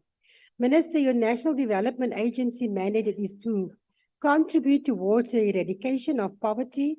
It is caused by granting funds to civil society organizations for the purpose of implementing development projects of poor communities. What percentage of the budget is going to CSOs and how many job opportunities was created through this initiative? Thank you. Do you honorable the minister? Thank you very much, honorable member. And I must indicate to you that from myself as a minister, and I think this is something that would be expressed even by the department as well as the National Development Agency. The budget of the National Development Agency is very small, 200 and something million, to be able to then support your community-based organizations. And in that view, what we have done as a department together with the National Development Agency is to say they need to re-engineer themselves to a much more effective and less expenditure on administration and salaries and all. It does have a turnaround strategy, which obviously we've brought it to the portfolio committee where we are expressing exactly what you are saying, that this amount of money that is allocated to the NDA and the responsibility is far too little. But at the same time, having said that, I have also said to the NDA, there are many other developmental institutions, finance development institutions that the NDA must go to and partner with in order for them to augment this very little budget that they have, number one. Number two, I've also, by the way, the good thing is that we now have a board of the NDA, because in the past we didn't have a board, and that created a very big problem for me, because it means as a minister, I needed to be looking at the department and also looking at the NDA from a deeper point of view than when you have a board. The amount of money they have is not adequate. And to that extent, we need more so that they cover. But lastly, it will also be important for them to work with the Department of Small and Medium Enterprises, because some of the organizations they're dealing with are people who are dealing with your small and medium enterprises, your cooperatives. They can be able to work with the Department of Small Business Development to get support. The community-based organizations, my plea is that those that do get the money, they must be accountable with that money. Because in some instances, they give money to cooperatives. And when you go back to the cooperative that was handed a check of about 300, 400,000, you go a year later, you find that there's nothing that can be shown for the money that has been given to them. Thank you. Thank you. The Honorable Sukers. Thank you, Chair. Minister, the department plays a pivotal role in enhancing the well-being of individuals and families amid the challenges posed by rapid population growth together with growing unemployment. What strategic planning and resource allocation has the ministry in hand to ensure that vulnerable segments of the population receive adequate support, addressing issues such as poverty, housing, and healthcare access? Thank you. Thank you. The Honorable the Minister. Thank you very much, Chairperson. I just want to clarify also for the member that the ministry is a ministry made of myself and the Deputy Minister and the legal staff that we have around us. The department is where the real work sits. And therefore, the allocation of the budget, not only to the national structures that deal with poverty, unemployment, and inequality, it is also about the provinces and the functioning of the systems of the provinces, as well as local government structures, because as a Department of Social Development, we take the money that we get from national, and it is distributed equally according to equally to the different provinces. And we follow with regard to the provincial departments as to what their plans are versus the overall strategic plan of the department in terms of provision of the specific projects and programs that we have. I personally believe, Chairperson, that more work has to be done at a provincial level, more work has to be done at a local level, and national should try by all means to focus particularly on policy development, on monitoring and evaluation, but enable both the provincial and local structures who are much closer to the people to be the ones that deliver when it comes to issues of poverty, unemployment, and inequality. Thank you. Thank you, Honorable Minister. As we move to question 656, asked by the Honorable Hendricks to the Minister of Sports, Arts and Culture. The Honorable, the Deputy Minister. Thank you very much, House Chair. And thank you very much, Honorable Hendricks, for the question. The department already has and is implementing a recognition system which is based on strategic aid of the National Sport and Recreation Plan. To go to the plan, it says to acknowledge the achievements of individuals within the South African sport and recreation sector through the establishment of a recognition system. Close quote. Individuals who have made remarkable contributions to sport, current and former, are recognized through the South African Sport Awards, in particular the Steve Tshwete Lifetime Achievement Awards category. In addition, the department honored since 2011 recognized sport persons whose contribution was not recognized because of oppressive apartheid rules through the Enro Langeni Green Jacket Awards. Of course, the sports sector is guided by the country's foreign policy and therefore takes heed and guidance from the decision and principles as taken by the South African government on a particular country, which would apply to all the sectors and not just limited to sport, arts, and culture. Thank you very much, Slalo. Thokoze Mhlonishwa, the Honorable Hendricks. Thank you, Honorable House Chair. No questions except to say that we're honoring 100 legends and welcome to attend. Thank you very much. Thank you very much, Honorable Chairperson. Hendricks. Sorry, Chair. Wait, Minister, there is a point of order. Are you raising on a point of... Just a point of clarity, because I think that this is the first, certainly in the last 10 years, where a member has posed a question on an order paper and doesn't have a follow-up question. Is that Have you been there for 10 years? Have you been there for 10 years? Let's proceed. Let's proceed. Honorable Minister. Thank you very much, House Chair, and thank you very much to Honorable Hendricks for that extension of the invite. As the ministry, we will await the invite and we will definitely honor anything from us that is about honoring those that played a role in the country. We are very willing to be there and assist. Thank you so much, Eslan. Thank you. Can we move now to the Honorable Adams?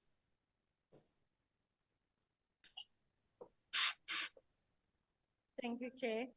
Thank you, Deputy Minister.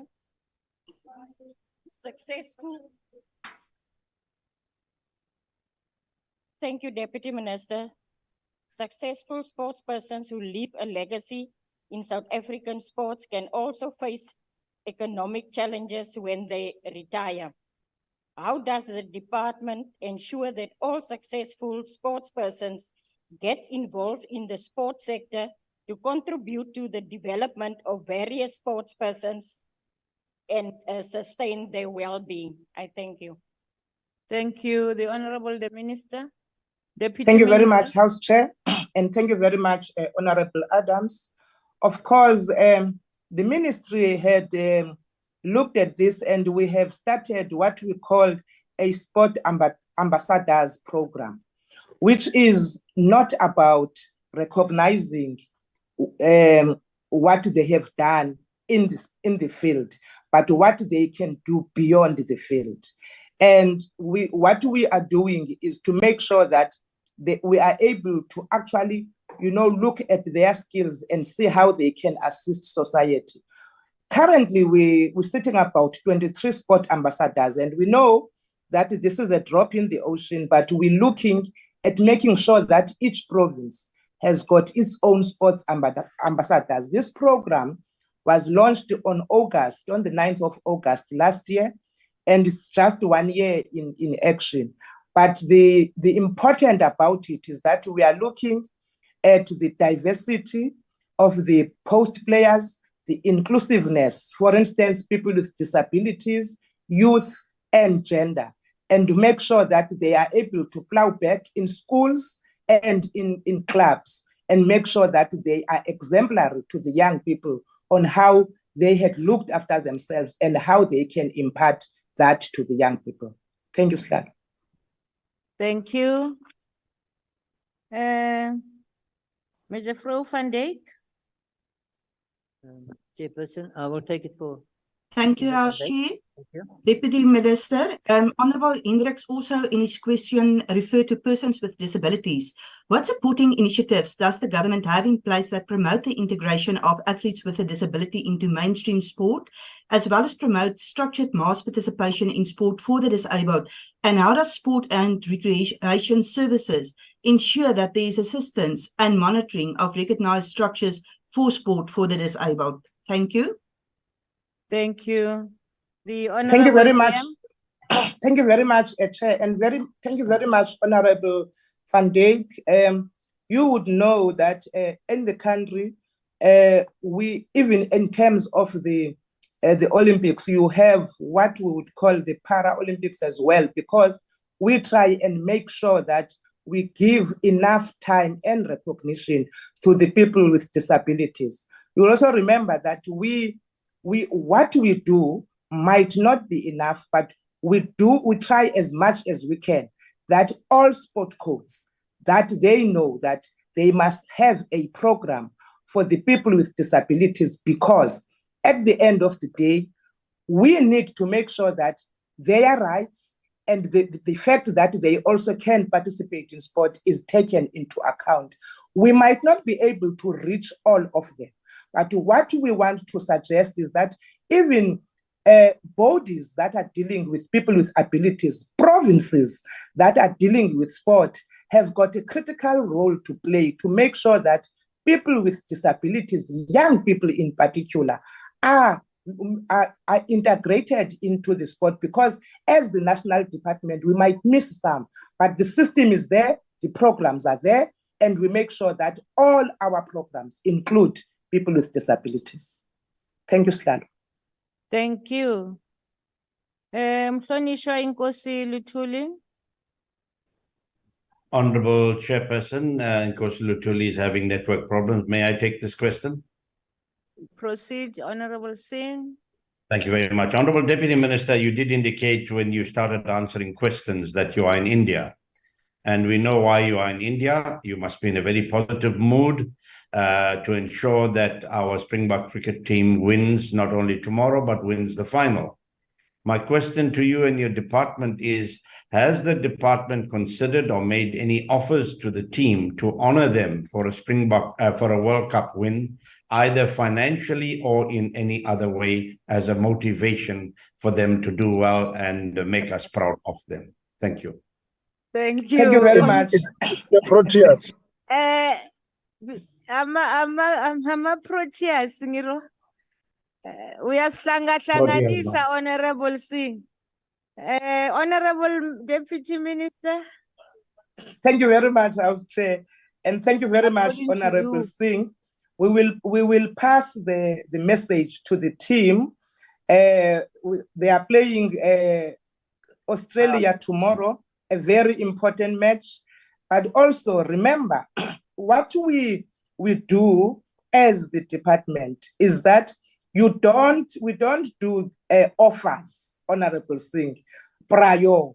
What we do is that once a team has done well, I know that South Africans will be flocking at the airport when the Proteas come back, whether they win the final or not, because they have done so well so far in this tournament. The fact that tomorrow they are playing in the semi-final is a success on its own.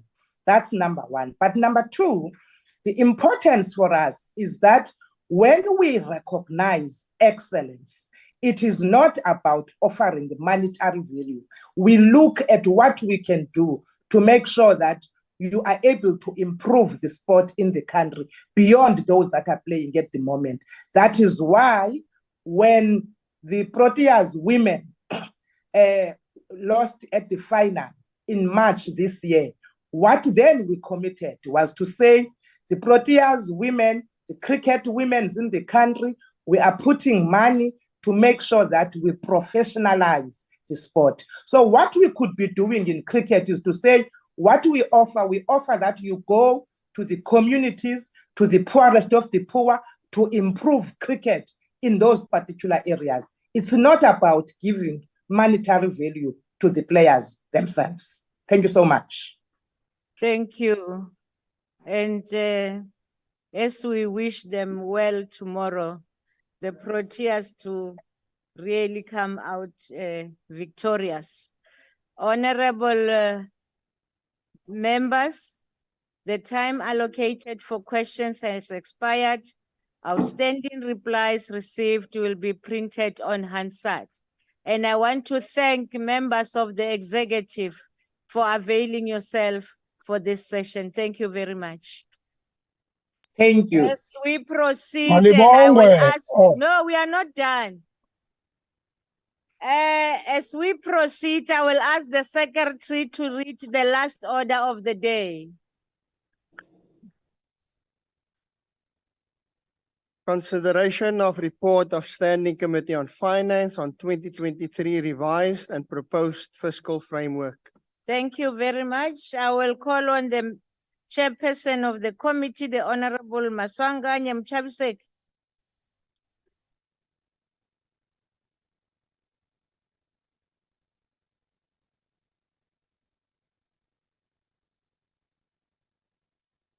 Yeah. Ay, tatana hope. Minjani tatana pap. Na ken some much tulu.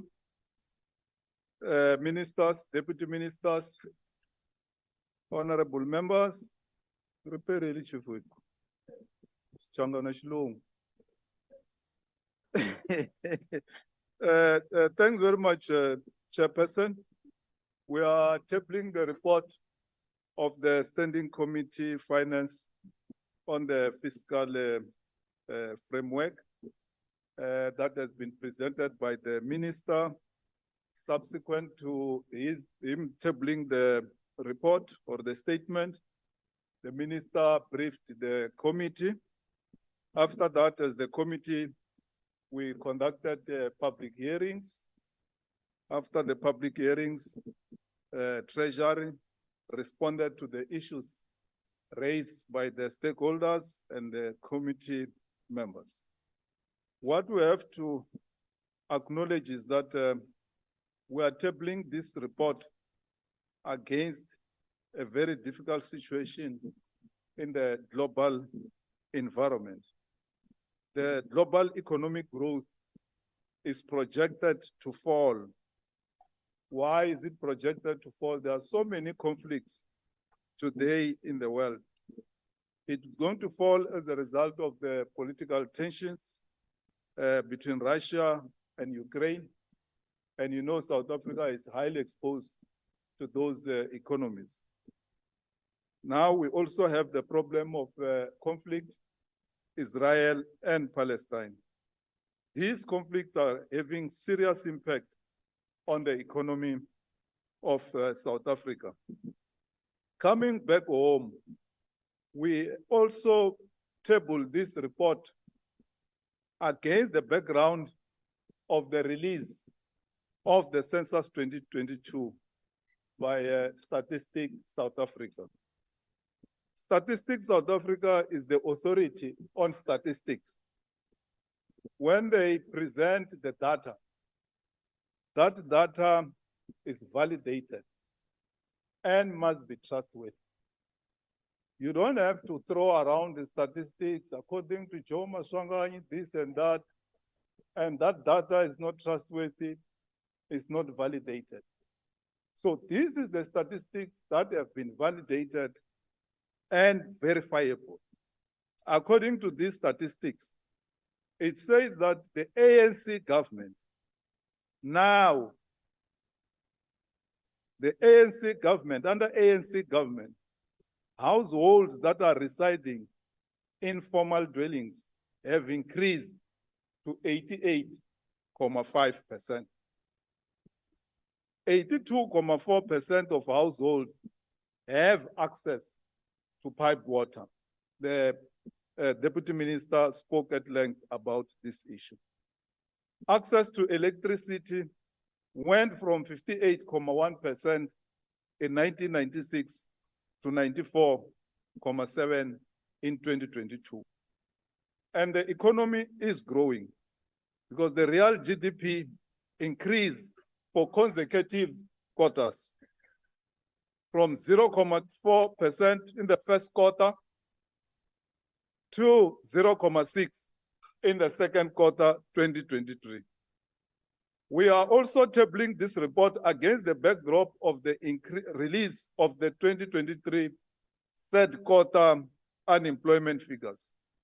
We welcome the latest decrease in the expanded unemployment rate and a net increase of 399,000 new jobs, Honorable Manye. We also welcome the positive development in resolving the challenges of load shedding. Be that as it may, Chairperson, there are challenges that we all acknowledge. The challenge of debt is something that we have to confront. The debt, as we speak, more especially the debt service costs, are quite very, very high, and these have to be attended to. Also, the other issue that we have to attend to is this notion of a bloated public service. We have to talk about this issue of public service wage debt. Why do we say it's a notion? It's a belief. Because if something is not tested, it can't be said that it's a fact. Why do we say it's a belief? According to Stats SA, census, the population of South Africa has increased to 62 million people, let alone the foreigners. Remember, foreigners also have human rights. When they go to Charlotte Mateke, you can't turn the woman who's pregnant at the gate. They have to be taken care of. And our hospitals today have got so many foreign nationals. On this 62 million that we are talking about, no problem, Tegas. What we can say is that there were 208 police officers in 2023. Today, that number has reduced, has gone down to almost 172,000, far below international ratio of the population. And these are the police that have to chase criminals who are highly armed with assault rifles. In 1994, there were 1 million public servants. Today is 2023. With 62 million population, we only have 1.2 million public servants. So you have to do the arithmetics, the ratio. If you have got 62 million population, you have 1.2 million public servants. What is the ratio? How many people does one public servant serve? You can break it down even in terms of sectors. Because what it means is that one doctor served not less than 3,198 patients in terms of the ratio. You have got schools. There are more than 12,706,000 learners with 405 teachers. Are they able to cope? Let alone those who are almost 4 or 5 million who are out of school. So we have to deal with these challenges as to if we have got nurses who are 200 or so plus, they have to service 62 million people. So as we say, when you talk about a bloated public service, it's a notion, it's not a belief. It's not backed by statistics, because these are the statistics. 1.2 million civil servants, 62 million population. What is a problem is that as we speak, the wage bill in actual sense has decreased to 31% of the budget within the National Treasury's parameters of 25 to 35%. The problem is to you get the point. Of it lama law when now no much wow jaiva, emun wo jaiva we. I would jive with them.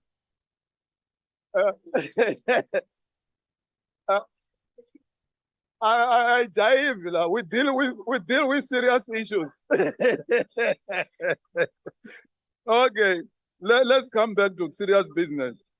We have got serious challenges of SOEs, but the cabinet has is dealing with this issue through a National Logistic Crisis Committee, which we believe is going to turn around Transnet.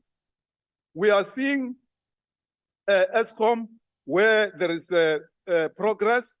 As the committee, we welcome ESCOM's generation recovery, commissioning of Kusile and Medupi units, and intervention under the Energy Action Plan, which are very crucial to addressing the energy capacity shortfalls. We are also raising the issue of food inflation, which is very high.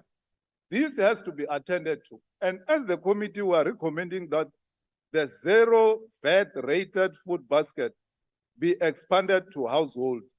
Dr. George, I'm not taking your issue. Tomorrow we're debating this issue. So let me stop here. He's a very good colleague of us. So tomorrow is bringing an item on food inflation. I'm a person. Yes, it's contributing. Yes, we have a very good committee. Even Vessels is here. I'm happy that he's here. Akbare, 100. Yeah. He will come here and talk about data development, deployment. So we are dealing with the issue of the balance, budget balance and debt sustainability. I've spoke about the problem of debt, which Cabinet has developed a strategy to deal with it. We are also raising an issue about the state reconfiguration. We are happy that national government is intervening in municipalities which are distressed in terms of energy. We welcome the debt relief on municipalities, but what we are saying is that there is a notion somewhere that ESCOM can take over the electricity function of municipalities to recover debts. This can't be allowed. We have got a cooperative governance chapter in the Constitution.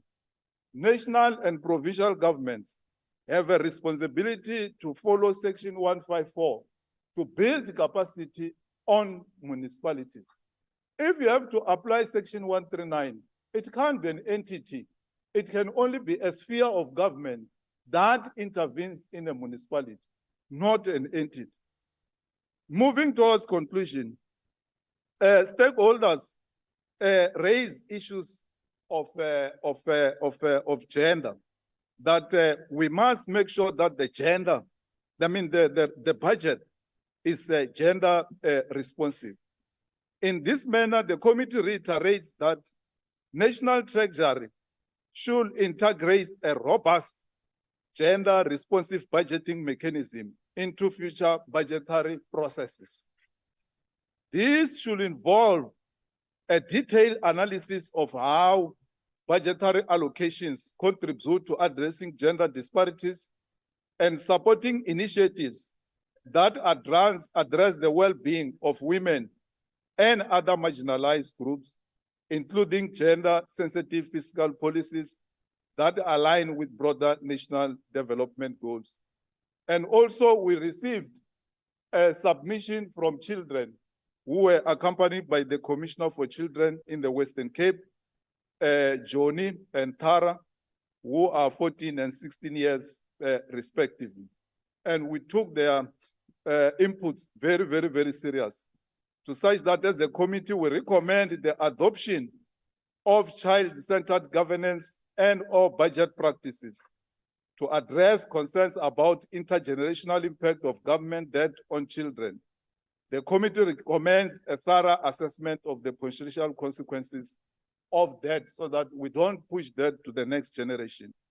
And lastly, the issue of the SRD grant, Honorable Zul Makew, is an issue that we discussed seriously. It came as an intervention in 2019, but now it's an issue that is a grant that is assisting society. More especially young people are unemployed and so on. We know that in Cabinet, you are looking at reviewing the issue of the grant regime. So look at this issue positively, because it is like 2025, it is going to be phased out. We don't know what is coming, and stakeholders are raising this issue very strongly that it should not be done away. I move for the adoption of this report, and Honorable Shenge will support me in this regard. Thanks very much. Okay. How are you? You can see Chapseki. Dr. George. Thank you, Chairperson. The revised fiscal framework reflects rapidly deteriorating economic prospects brought to us by a failing ANC government. The budget revision is meant to be an adjustment to the February budget that sets out government policy expectations for the next financial year. The adjustments to the fiscal framework this year are staggering and policy direction is uncertain. Revenue for 23-24 is revised downward. In February, National Treasury projected economic growth of 0.9%. Now their projection is 0.8% and 11% reduction. The South African Reserve Bank projects even lower growth at 0.7%. Our economy is lagging far behind the 3.3 growth forecast for the sub-Saharan African region. Our economy cannot grow with relentless rolling blackouts, the collapse of our rail infrastructure, and failed race-based economic policies that have distorted our economy into unsustainability. Revenue from the mining sector in particular has fallen by 55% as a consequence. Although government talks about public-private partnerships, there is no progress and our economy is running out of time. Promoting local economic growth requires market liberalization, property rights enhancement, trade openness, regulatory streamlining, and cutting red tape, labor laws that encourage job creation, scrapping of exchange controls, and visa systems that work. Government's inability to respond to the fiscal crisis it has created is also very clear. In these circumstances, with government incapable of accelerating economic growth, choices are limited. It can increase taxes to collect more revenue, borrow more to fund a widening deficit, cut expenditure, or choose a combination.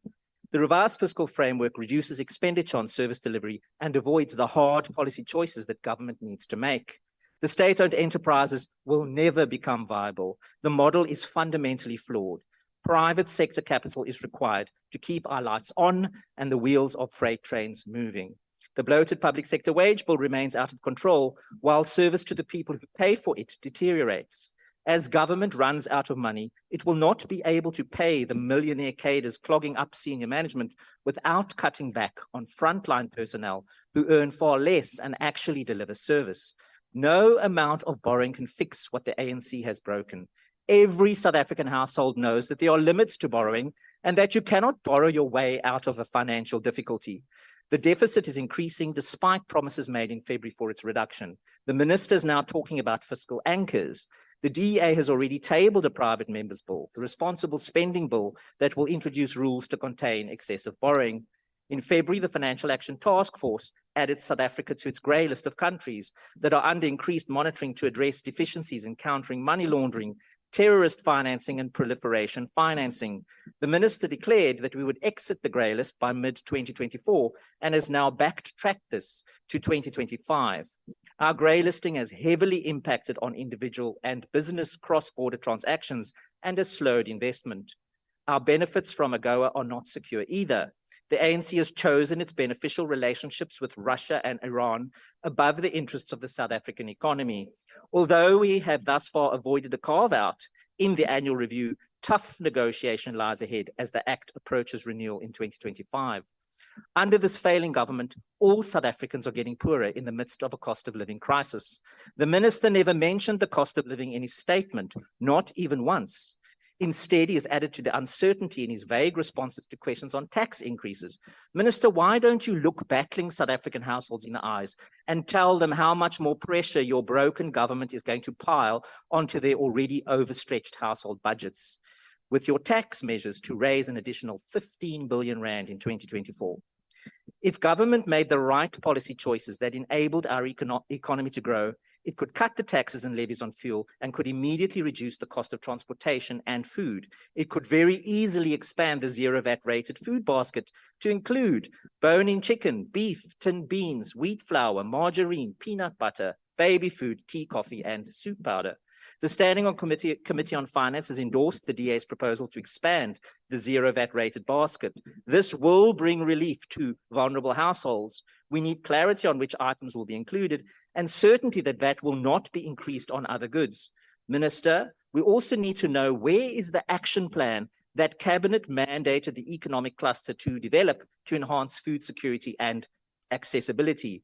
30 years after our first democratic elections, South Africa is teetering on the brink of collapse. Incoherent economic policy introduced unproductive rent-seeking through a black economic empowerment that has only enriched the political elite. Cadre deployment hollowed out the public sector, and state-owned enterprises are conduits for the theft of the people's money. There is no surprise that the ANC government does not respond to the cost of living spirals upwards and households go hungry. It simply doesn't care. South Africans are struggling to pay their mortgages, school fees, and to maintain the lifestyle they've worked so hard to achieve as everyone gets poorer. Tax is theft when government steals the people's money. Government needs to remember that it has no money of its own. It all belongs to the people, and they can stop giving it to you.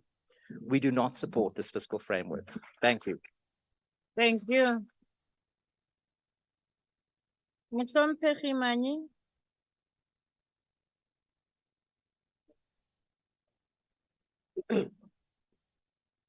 Thank you, Chair of the session.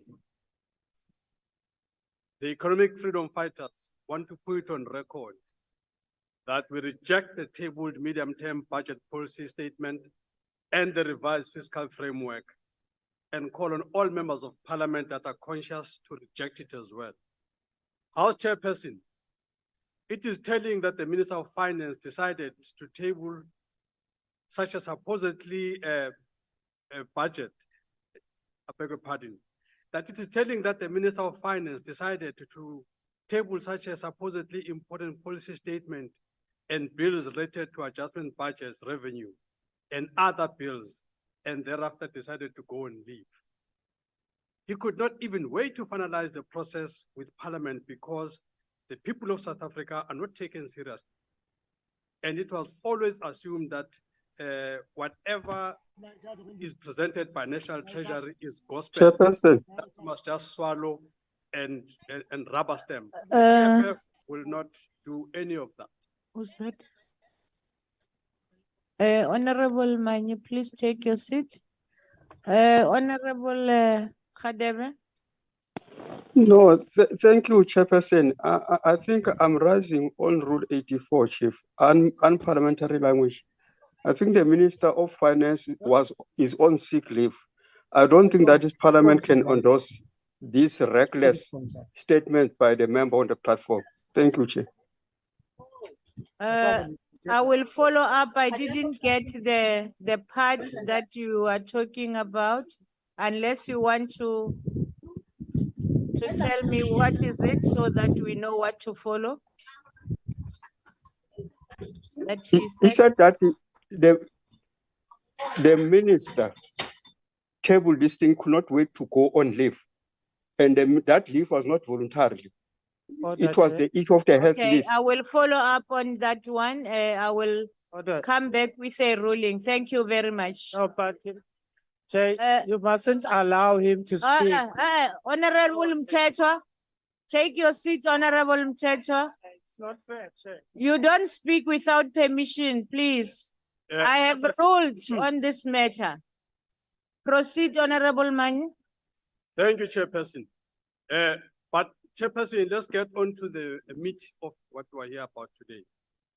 It is now undeniable, it is very undeniable that the ANC does not have practical and believable plan to address the South Africa's economic disaster. It is not a surprise that Honorable Maswanganyi focused on what inputs by stakeholders were saying, instead of telling us about what the minister was saying, because there's absolutely nothing that was being said there. There is no mention of the unemployment crisis of more than 11 million people, at least in any meaningful way. It is only a fool who will celebrate creating 1 million jobs when 11 million people are unemployed and more than 28 million people depend on social grants. We are talking about people who are willing to work, ready to work, and are desperate to work, but there is no work.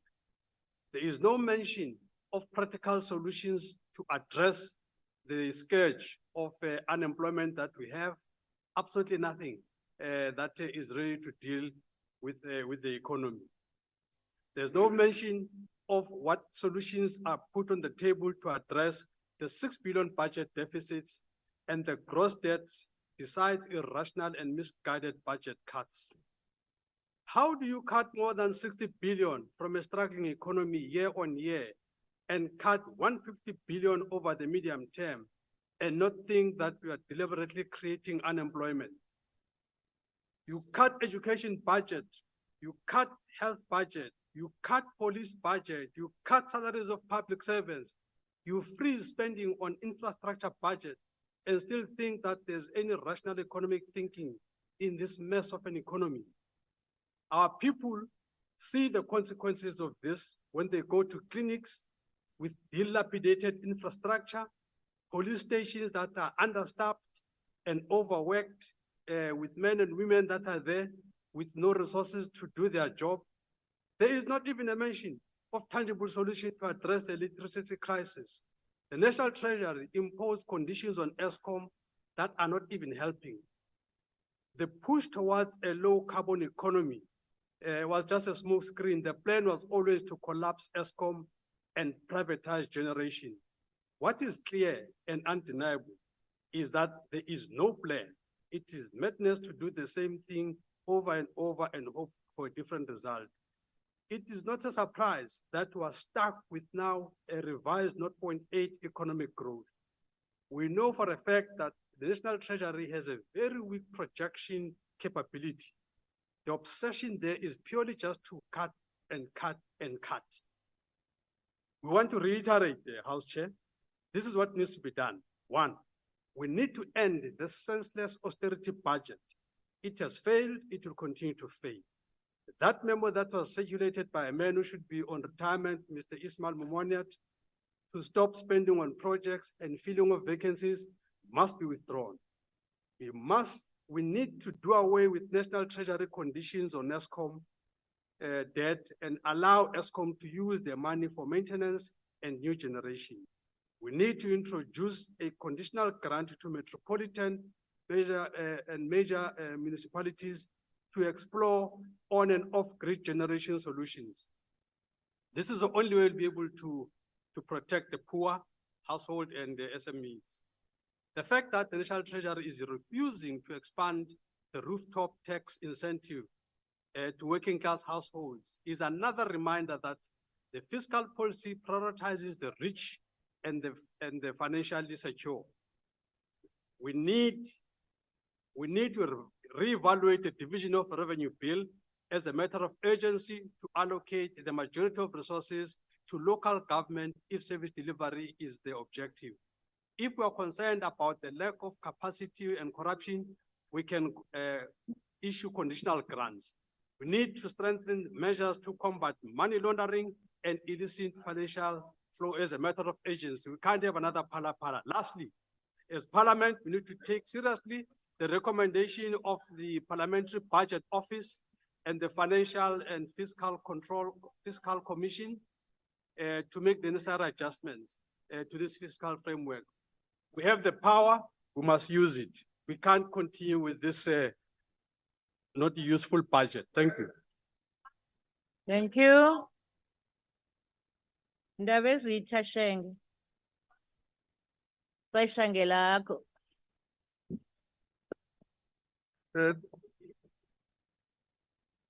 Thank you very much, Honorable House Chair.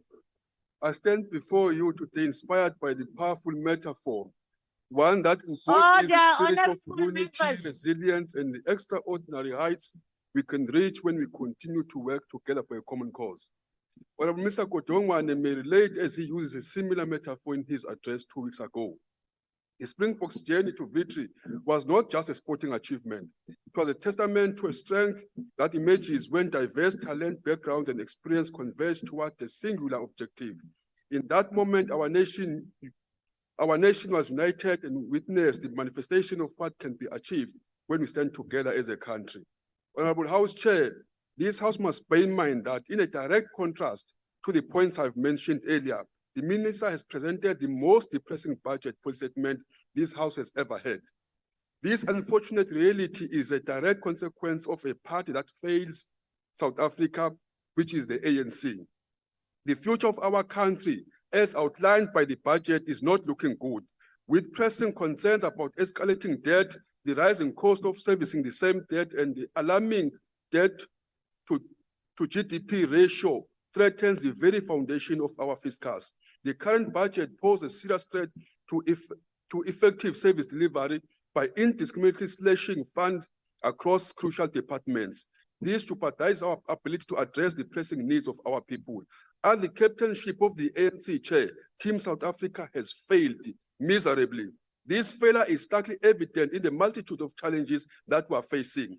Persistent load shedding, the ailing state-owned entities concerning rising of unemployment, the surge of crime, and distressing prevalence of gender-based violence, all happening under the ANC and caused by the ANC. We cannot ignore these red flags, for they signal a government failure in its duty to safeguard the economy.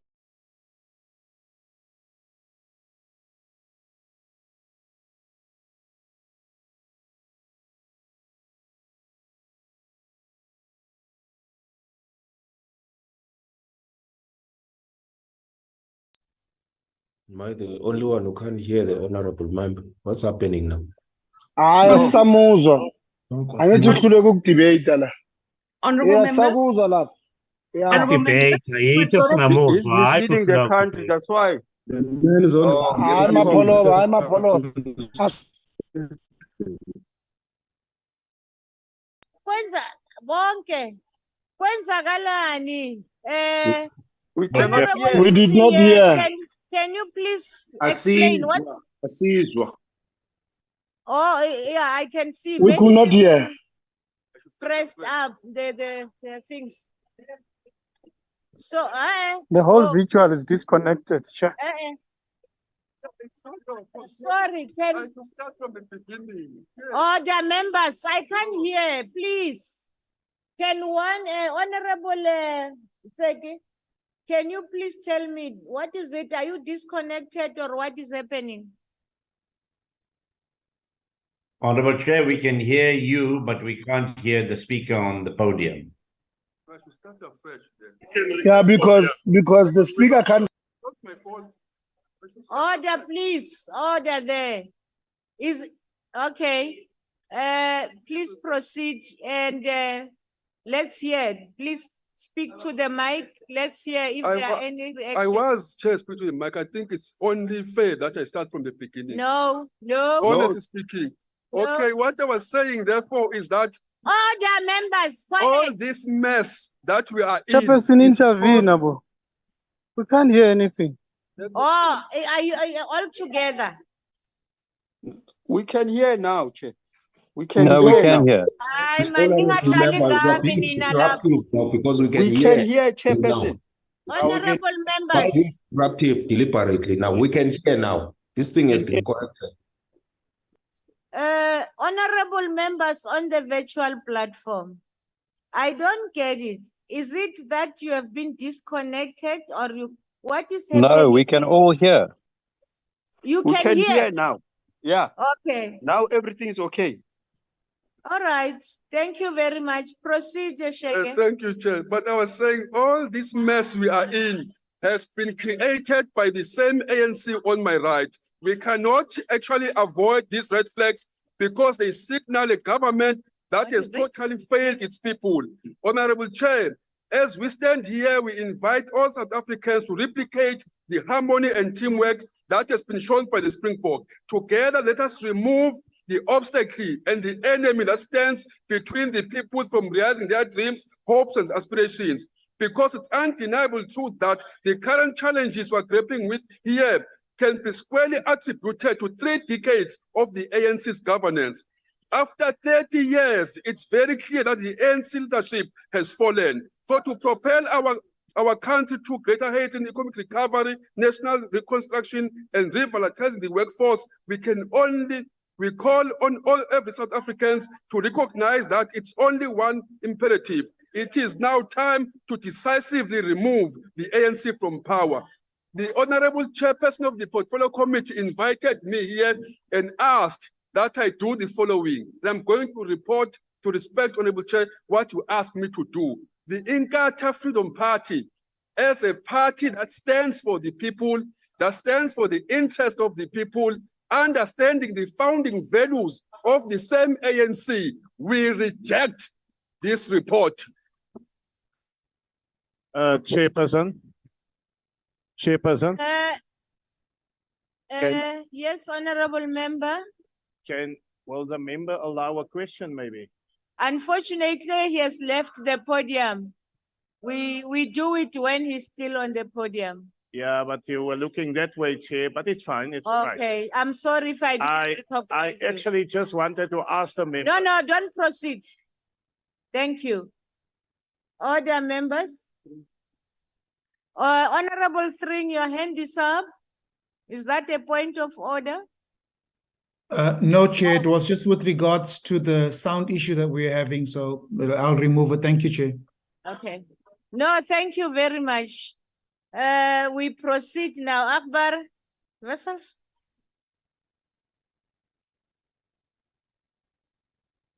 Thank you, House Chairperson. There is a fiscal crisis. The February budget was over-optimistic and got it completely wrong.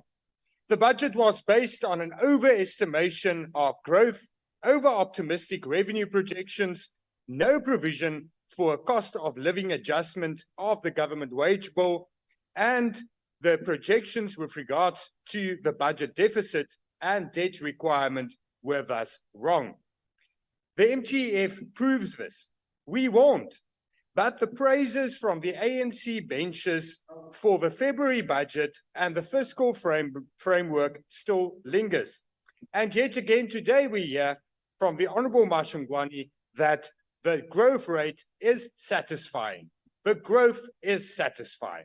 How wrong were you not then, and how wrong are you not once again today? The spending cuts, or so-called trade-offs proposed, will not save the fiscal position. To the contrary, spending cuts to service delivery departments, such as education, health, and to infrastructure development and maintenance, will have a severe impact to the detriment. That whilst wrong and wasteful expenditure continues. Financial misconduct by public servants cost the fiscus 1.5 billion rand last year, whilst government fails to recover the monies and act against those officials. The government or construction sector incurred more than 79 million rand in irregular expenditure. 120 million rand has been wasted on sending medical students to Cuba at 136% of what it will cost in South Africa. This fiscal framework is nullified by an ANC president and his fat cat comrades who eat Lindt chocolates and drink expensive alcohol on the presidential jet while South Africans are suffering. 600,000 rand for catering, whilst more than 50% of South Africans are going to be food insecure by the year 2025. 24,000 rand a head for catering on your president's jet. It's a shame. Die ANC kaders en kamerade vreet terwyl krane droog is in meeste dorpe, terwyl daar nie genoeg hospitale is nie, terwyl daar nie genoeg skole en onderwysers is nie, eet u, vreet u die mense se geld. U moet uself skaam. Taxpayers pay almost 3 billion rand to protect ANC ministers. That's a shame. Whilst police stations are understaffed and under-resourced, it's a shame. The Department of Labour and the UIF have approved a tender to Tuja Capital Fund of 5 billion rands, while Tuja is not even registered with the CIPC and does not comply with the tender requirements. That is the problem. The problem is corruption, exploitation, and luxuries. The Honourable Masangani gets it completely wrong. The bloated wage bill is not about the number of public servants. We have a shortage of nurses, almost 160,000 we short. We have a shortage of teachers. It's about a small number of public servants who are actually administrators, who do not contribute to service delivery, who are paid higher than market-related salaries. Those are the personal assistants to your ministers carrying their briefcases. You pay them 3 million rand a year. Whilst people are suffering. Die enigste manier om ons hierdie land kan herbou is om ontslae te raak. Ontslae raak almal van julle.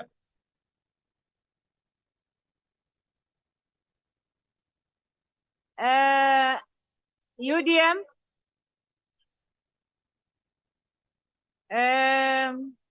ATM. Honorable Sheikh Imam. Thank you very much, Chairperson. The National Freedom Party notes the report of the Standing Committee on Finance on the revised fiscal framework for 2023 revenue proposals.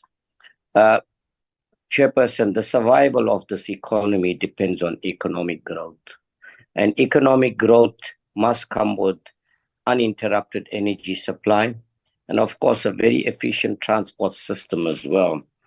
And I think both of them currently are adding to the challenges that we face in the country with the interrupted energy supply that we are having, but more importantly, what is happening at our ports and Transnet, which is resulting in many of these shipping companies now moving to neighboring ports. But I think in addition to that, we need to look at realistically some of the problems. And I think we are, to a very large extent, not concentrating on the monopoly. And strange enough, many of my colleagues have spoken, but will not touch on this for obvious reasons. The monopoly that exists in the financial sector, the food sector in South Africa, and that's the entire manufacturing, wholesale, retail sector, the automobile section, the mining sector, the agricultural sector, the tourism sector, the health sector, amongst many others. So this group of a few people that control the entire economy, control the prices, even in the travel industry, we can see exactly what is happening. And there is no measures in place to deal with this monopoly that exists among these conglomerates who actually control the economy. And that is why you'd find, and as I hear my colleagues raise concerns about food prices, but nobody's addressing this with these manufacturers, wholesalers, and retailers. Just walk into a supermarket around the 10th, 12th of the month and go look at the same product, what the price will go up from after the 15th when people are getting paid. Then you'll know and understand what is actually happening in the country. But very importantly, we are missing an important point of the lack of delivery of service, which many members are raising, particularly is a responsibility starting at local government. And the corruption at local government, KZN is one ideal example, Chairperson. There's very little or nothing that's happening in KZN, whoever governs, wherever they govern.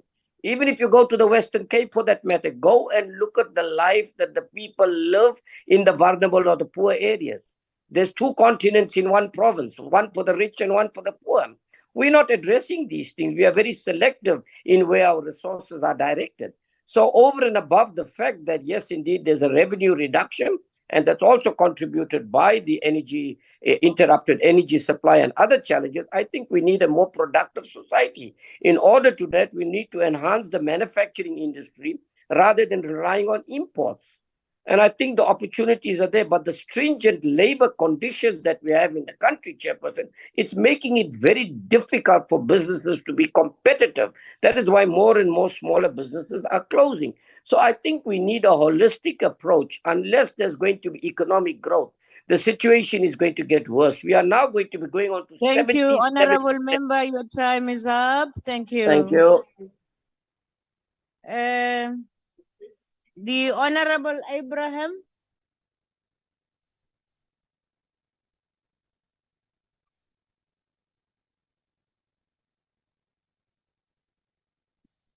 Honorable members, please reduce your voices. It's too much. Enkosi Sihlalo, singumbutho okhokheleyo sinoxanduva lokudandalazisa kuluntu lonke ngokubanzi ukuba sakha urhulumente oluneenjongo zokuphuhlisa sitshintshe impilo yabantu, sikhokhelwa zizicwangciso ze-ANC eziqulunqwe ngabantu bethuma i-ANC ukuba mayikhokhele. Sivuyiswa intatho-nxaxheba ekhulayo nyaka nanyaka, imibutho isiza ngaphambili izokuthi thaxa iimbono zayo kwezi ngxoxo zohlahlo lwabiwo-mali.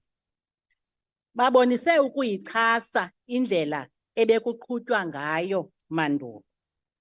Okubalulekileyo ke bayabonisa ukuthi kufuneka kubhekwe njani phambili ukuze ke nesebe lizamkele ezinye zezindululo zababantu.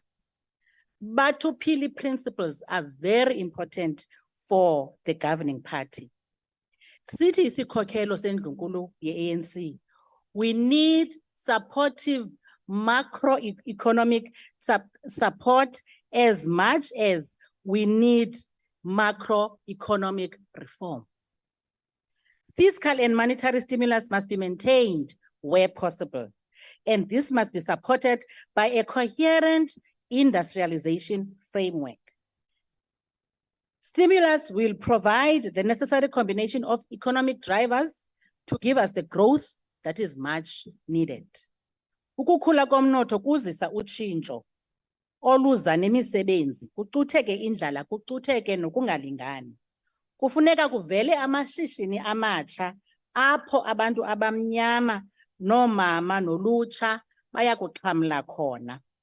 Nokuba kuncinane, no matter how small the improvement is, we must acknowledge there is significant improvement.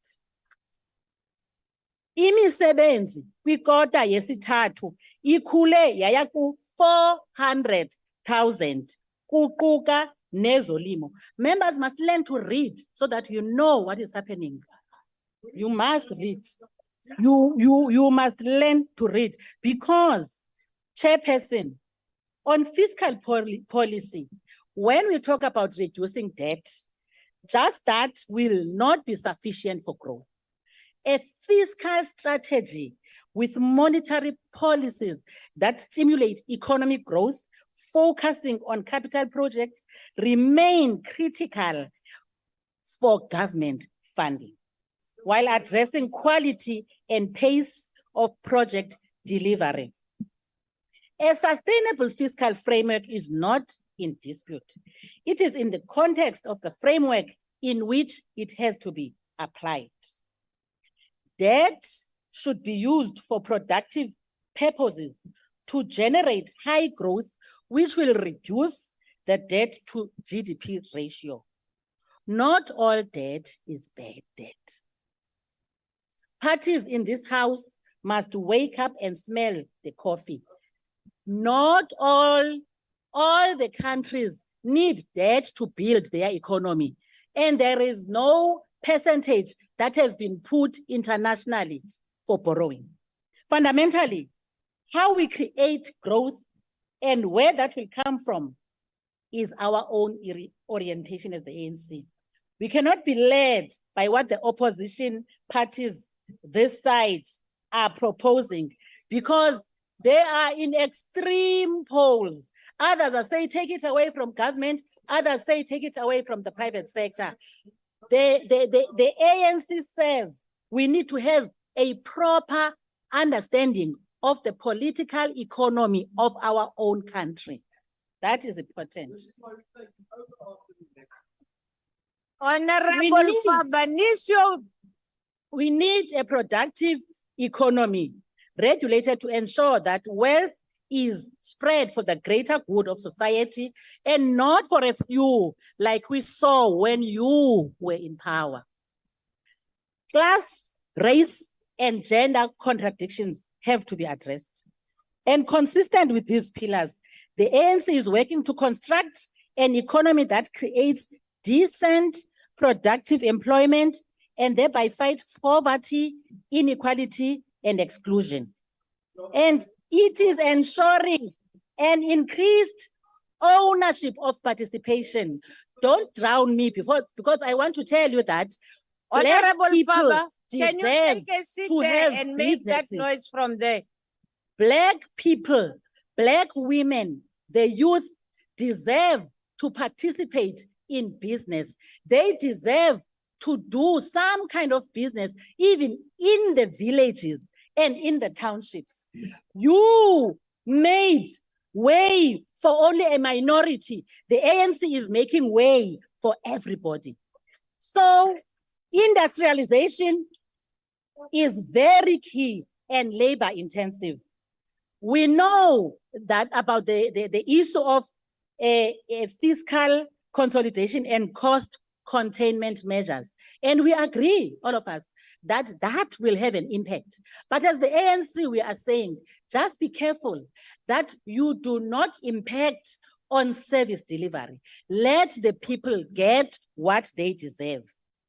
Our public finances must ensure basic service and economic spending are not affected.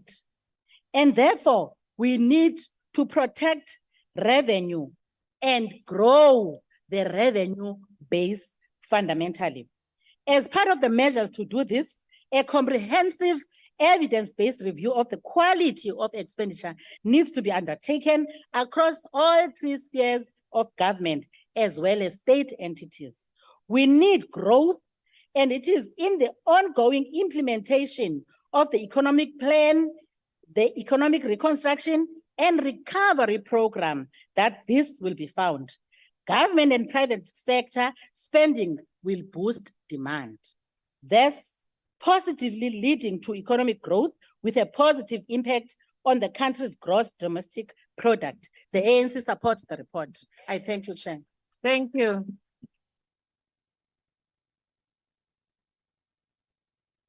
AIC. COPE, PAC, Honorable Alexander.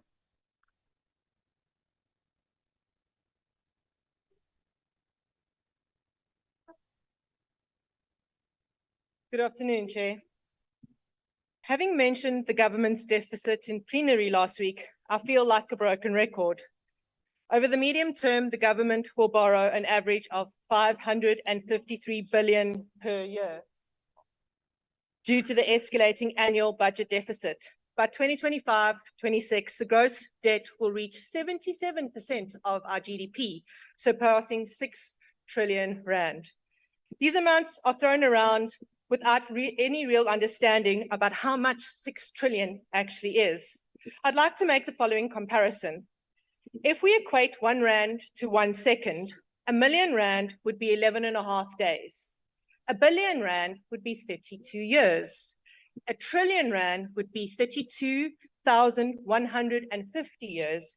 And 6 trillion rand would equate to 192,901 years.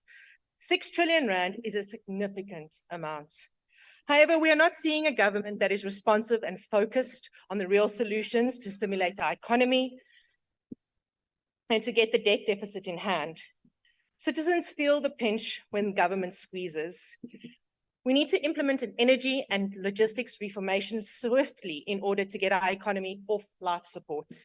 SOEs like Transnet and Eskom must add value to the economy and stop draining our finances with hefty bailouts.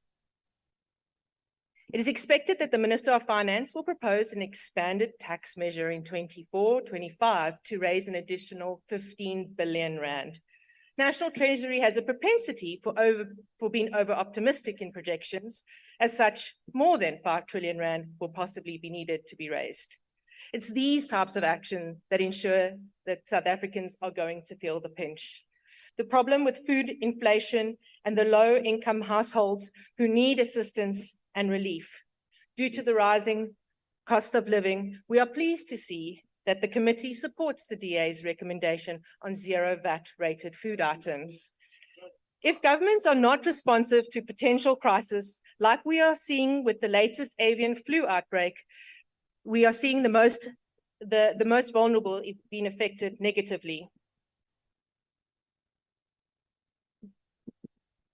The farmers wait patiently for government to plan and fast-track the use of vaccines to fight the avian flu. The poultry industry remains crippled. The Deputy President announced that the government will soon announce a support package for farmers that have been affected by the avian flu outbreak to curb financial loss. Sadly, in the aftermath of the 2016 outbreak, farmers are still awaiting compensation. Fuel prices and food prices have a direct impact on inflation, and we have all felt the 2.80 rand increase per litre this year. We must all ensure that the economic policies are not biased towards a certain group and that the most vulnerable are not left behind. This approach must be prioritized, increase investment in infrastructure and social services, which in turn will create jobs and opportunities and provide better access to education and healthcare. The ultimate goal is to create an economy that is more inclusive and prosperous for everyone, which we are not seeing in the revised fiscal framework. Thank you. Thank you. The Honorable Maswale.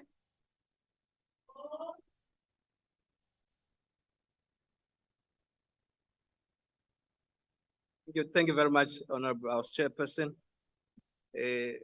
Honorable Chief Whip, Ministers and Deputy Ministers, honorable members of this august assembly.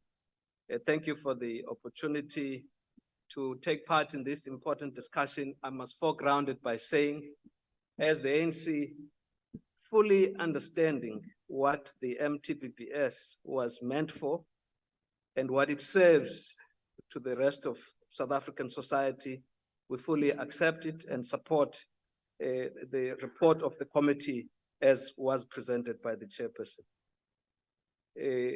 Secondly, Chairperson, I would like just to take 2 minutes to deal with some of the elements. I think if left unattended, they tend to give an impression that where we all ought to be going, we might miss that opportunity. With the greatest respect, Honorable Shenge, you do know that I'm very fond of yourself, but this time around, I must say that you fell very short in that where you correctly identified the effect of what the Springboks have done to the nation and continue to do to the nation, that spirit of working together, instead of embracing it on one hand, you do say we should do that, and then you spring into another avenue of seeing enemies among ourselves, exactly the problem that is pointed out, that it is something that needs to be worked away. I've listened to a number of speakers here. We're all concerned about economic growth. Each one speaking wants to make a case as if his or her entry into the matter is better than everybody else's. I think that is a mistake. We're missing an opportunity. I also want to say, with respect, Honorable George, Honorable Dr. George, these veiled attacks at transformation of the economy that are really couched in terminology about race-based policies, it's absolutely a problem, because our country is where it is. The majority of our people remain outside economic inclusion. And then therefore it should be one of the priorities, and we're not going to really go back on it. We're not going to compromise on that matter. However you speak about it. Thank you very much. Yes, it should not be used as a cover of a kind here to try and take us backwards. We need to move forward and forward together. In the context, Honorable House Chair, of the context of the demand side and supply side economic constraints, which impact not only our domestic economy, but the global economy, it would require multiple interventions to achieve an economic recovery that advances our national objectives. The attainment of fiscal sustainability requires a growing economy, supported by a macroeconomic framework underpinned by equitable redistribution to ensure that all South Africans benefit from the economy.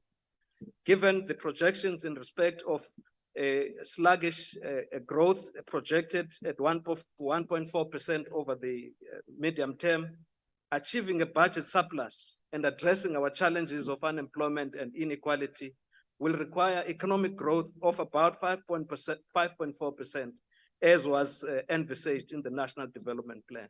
I am sure, given the realities that we have, they too are seized with looking at that matter afresh, given the information at our disposal now. Inclusive economic growth is an imperative we should realize. The critical question we should grapple with all of us, both government, business, civil society, all of us, and indeed some of the people who came before the committee to make presentation, did put across their views, and it's important that we bring all those together so that we answer the question, where will this growth come from? The economy has not experienced sufficient growth for over a decade, and this creates economic stagnation. In responding to supply side constraints, we must take urgent measures, and this we agree all about it, all of us. From the speakers who spoke here, the issue of urgent measures to strengthen freight rail networks. We do, of course, recognize the progress in relation to commuter rail and appreciate the further rolling out of the corridors as announced by the minister. It goes a long way in terms of bringing money to the pockets of the workers and the poor because of the affordable transportation that is provided at that level. Energy availability is another economic constraint, and we welcome the measures taken to support ESCOM's financial sustainability, and importantly, the heightened focus on improving the performance of our coal fleet, increasing the energy availability factor, and priming a focus on low-cost energy will improve the productivity of our economy. Structural constraints in our economy are having an impact on the growth of the economy, as the monopolistic dominance in different sectors of the economy constrains Deputy Minister Maswa. Deputy Minister Moloi, please. Mute. Sorry for that, Honorable Maswale. Thank you, Honorable. The monopolistic dominance in different sectors of the economy constrains competition and entry of new players. The challenges impacting small, micro, and medium-sized enterprises impact inclusivity of the economy. The economic reforms should also focus on addressing the anti-competitive behavior and the supporting of SMMEs by the finance institutions and dealing with the barriers of entry, as I've indicated.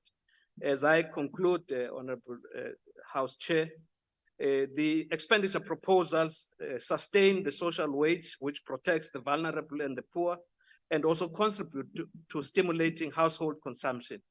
The review of the social protection expenditure should be geared towards increasing inclusion in the social protection system, including considering options of the implementation of the basic income grant.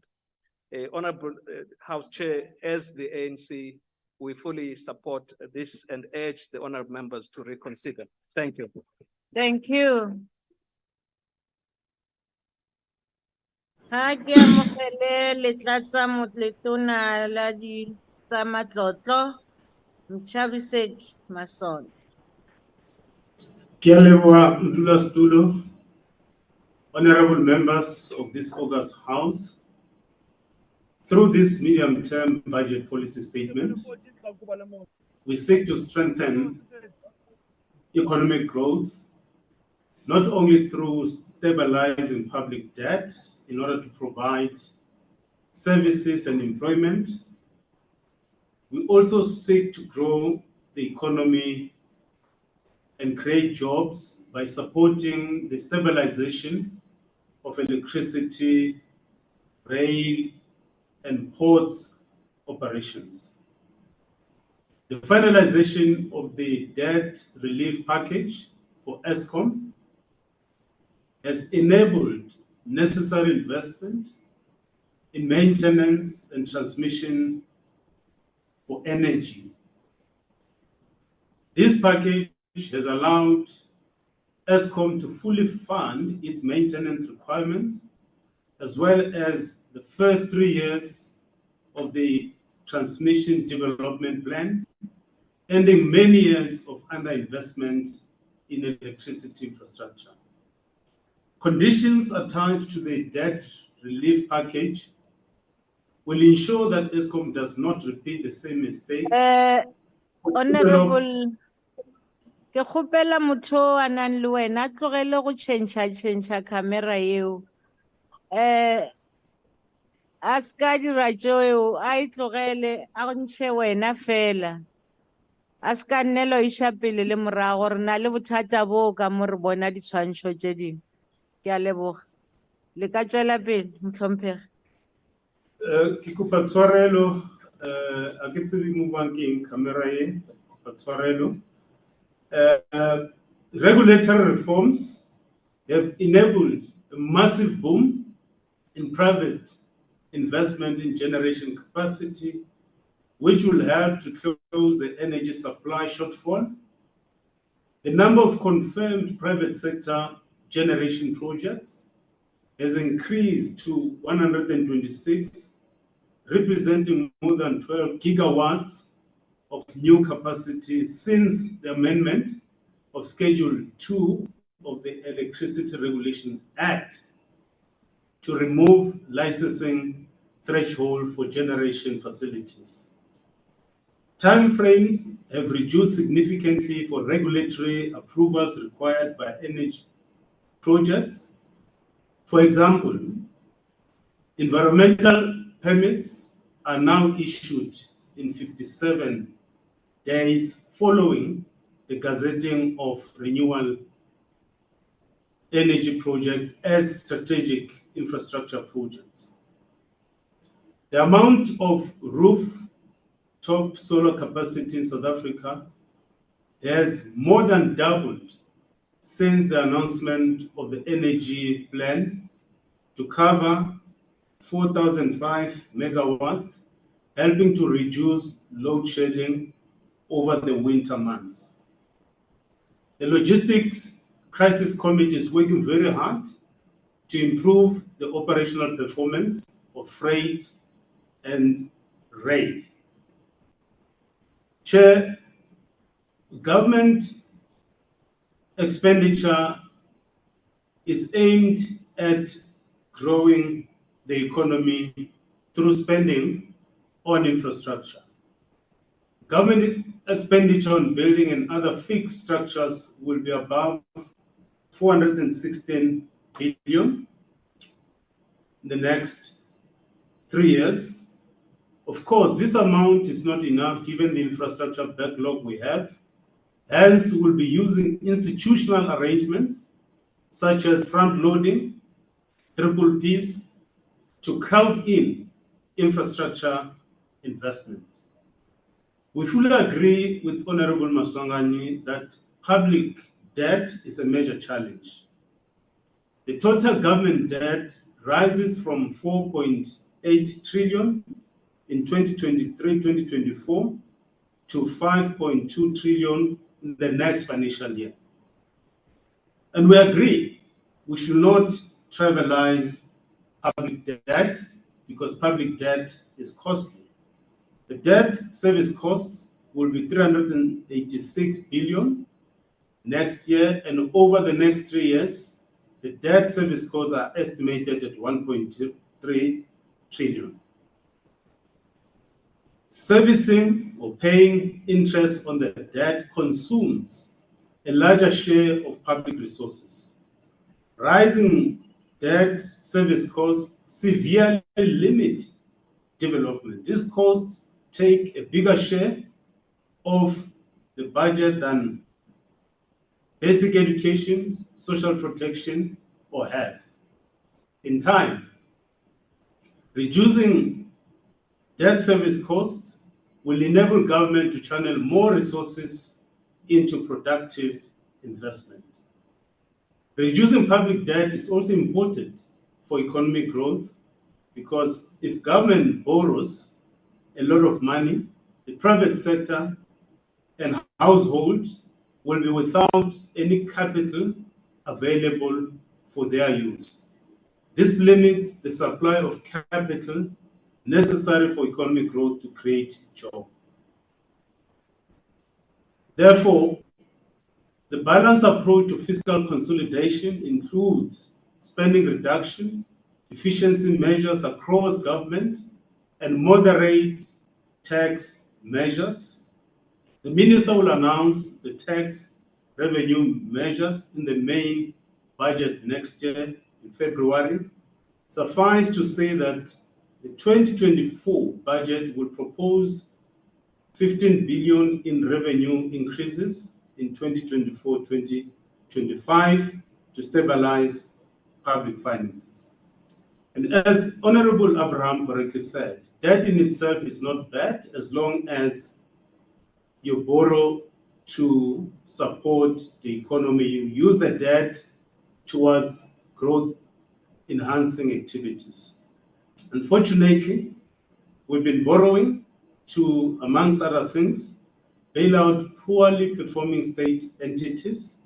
It is for this reason, Chair, that any support towards Transnet liability solution must be based on strict conditions, which include operational efficiencies at Transnet, introduction of competition, and new funding mechanism.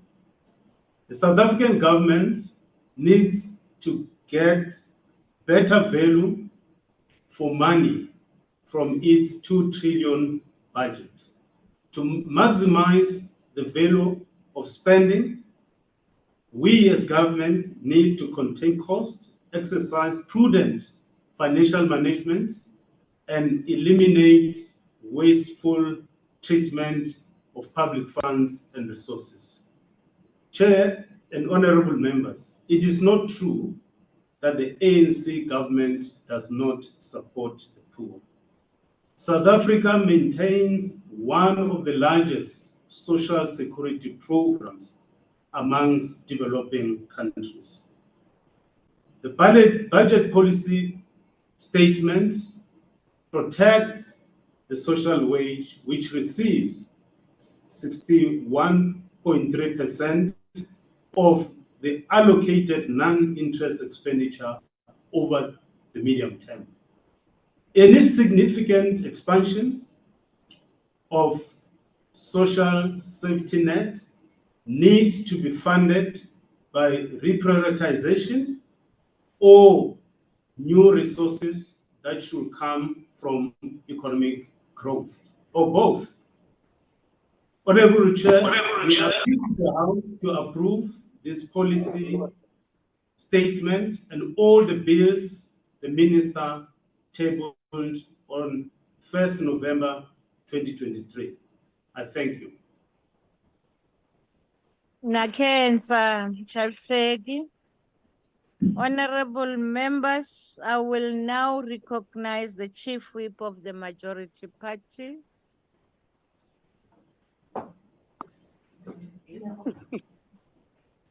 Thank you very much, House Chair. House Chair, I move that this report be adopted. Thank you. Thank you very much. Are there any objection to the report being adopted? Chairperson, please note the objection of the DA. Thank you. Noted. Chair, you can register the objection of EFF. Thank you. And the ACDP, Chair. Thank you. And the ACDP, please note the objection. Thank you. Yes, Chairperson, please note the objection of EFF plus. With all those Person, will you note the objection of the IFP? no, Ubaba Buthelezi sekakhulumile, Honorable Siki. There was too much of noise. Okay. With all those objections, the report is agreed to. May I now request members to stand and wait for the chair and the maids to leave the chamber. That concludes the business of the day, and the House is adjourned. Long live the chair. We missed that.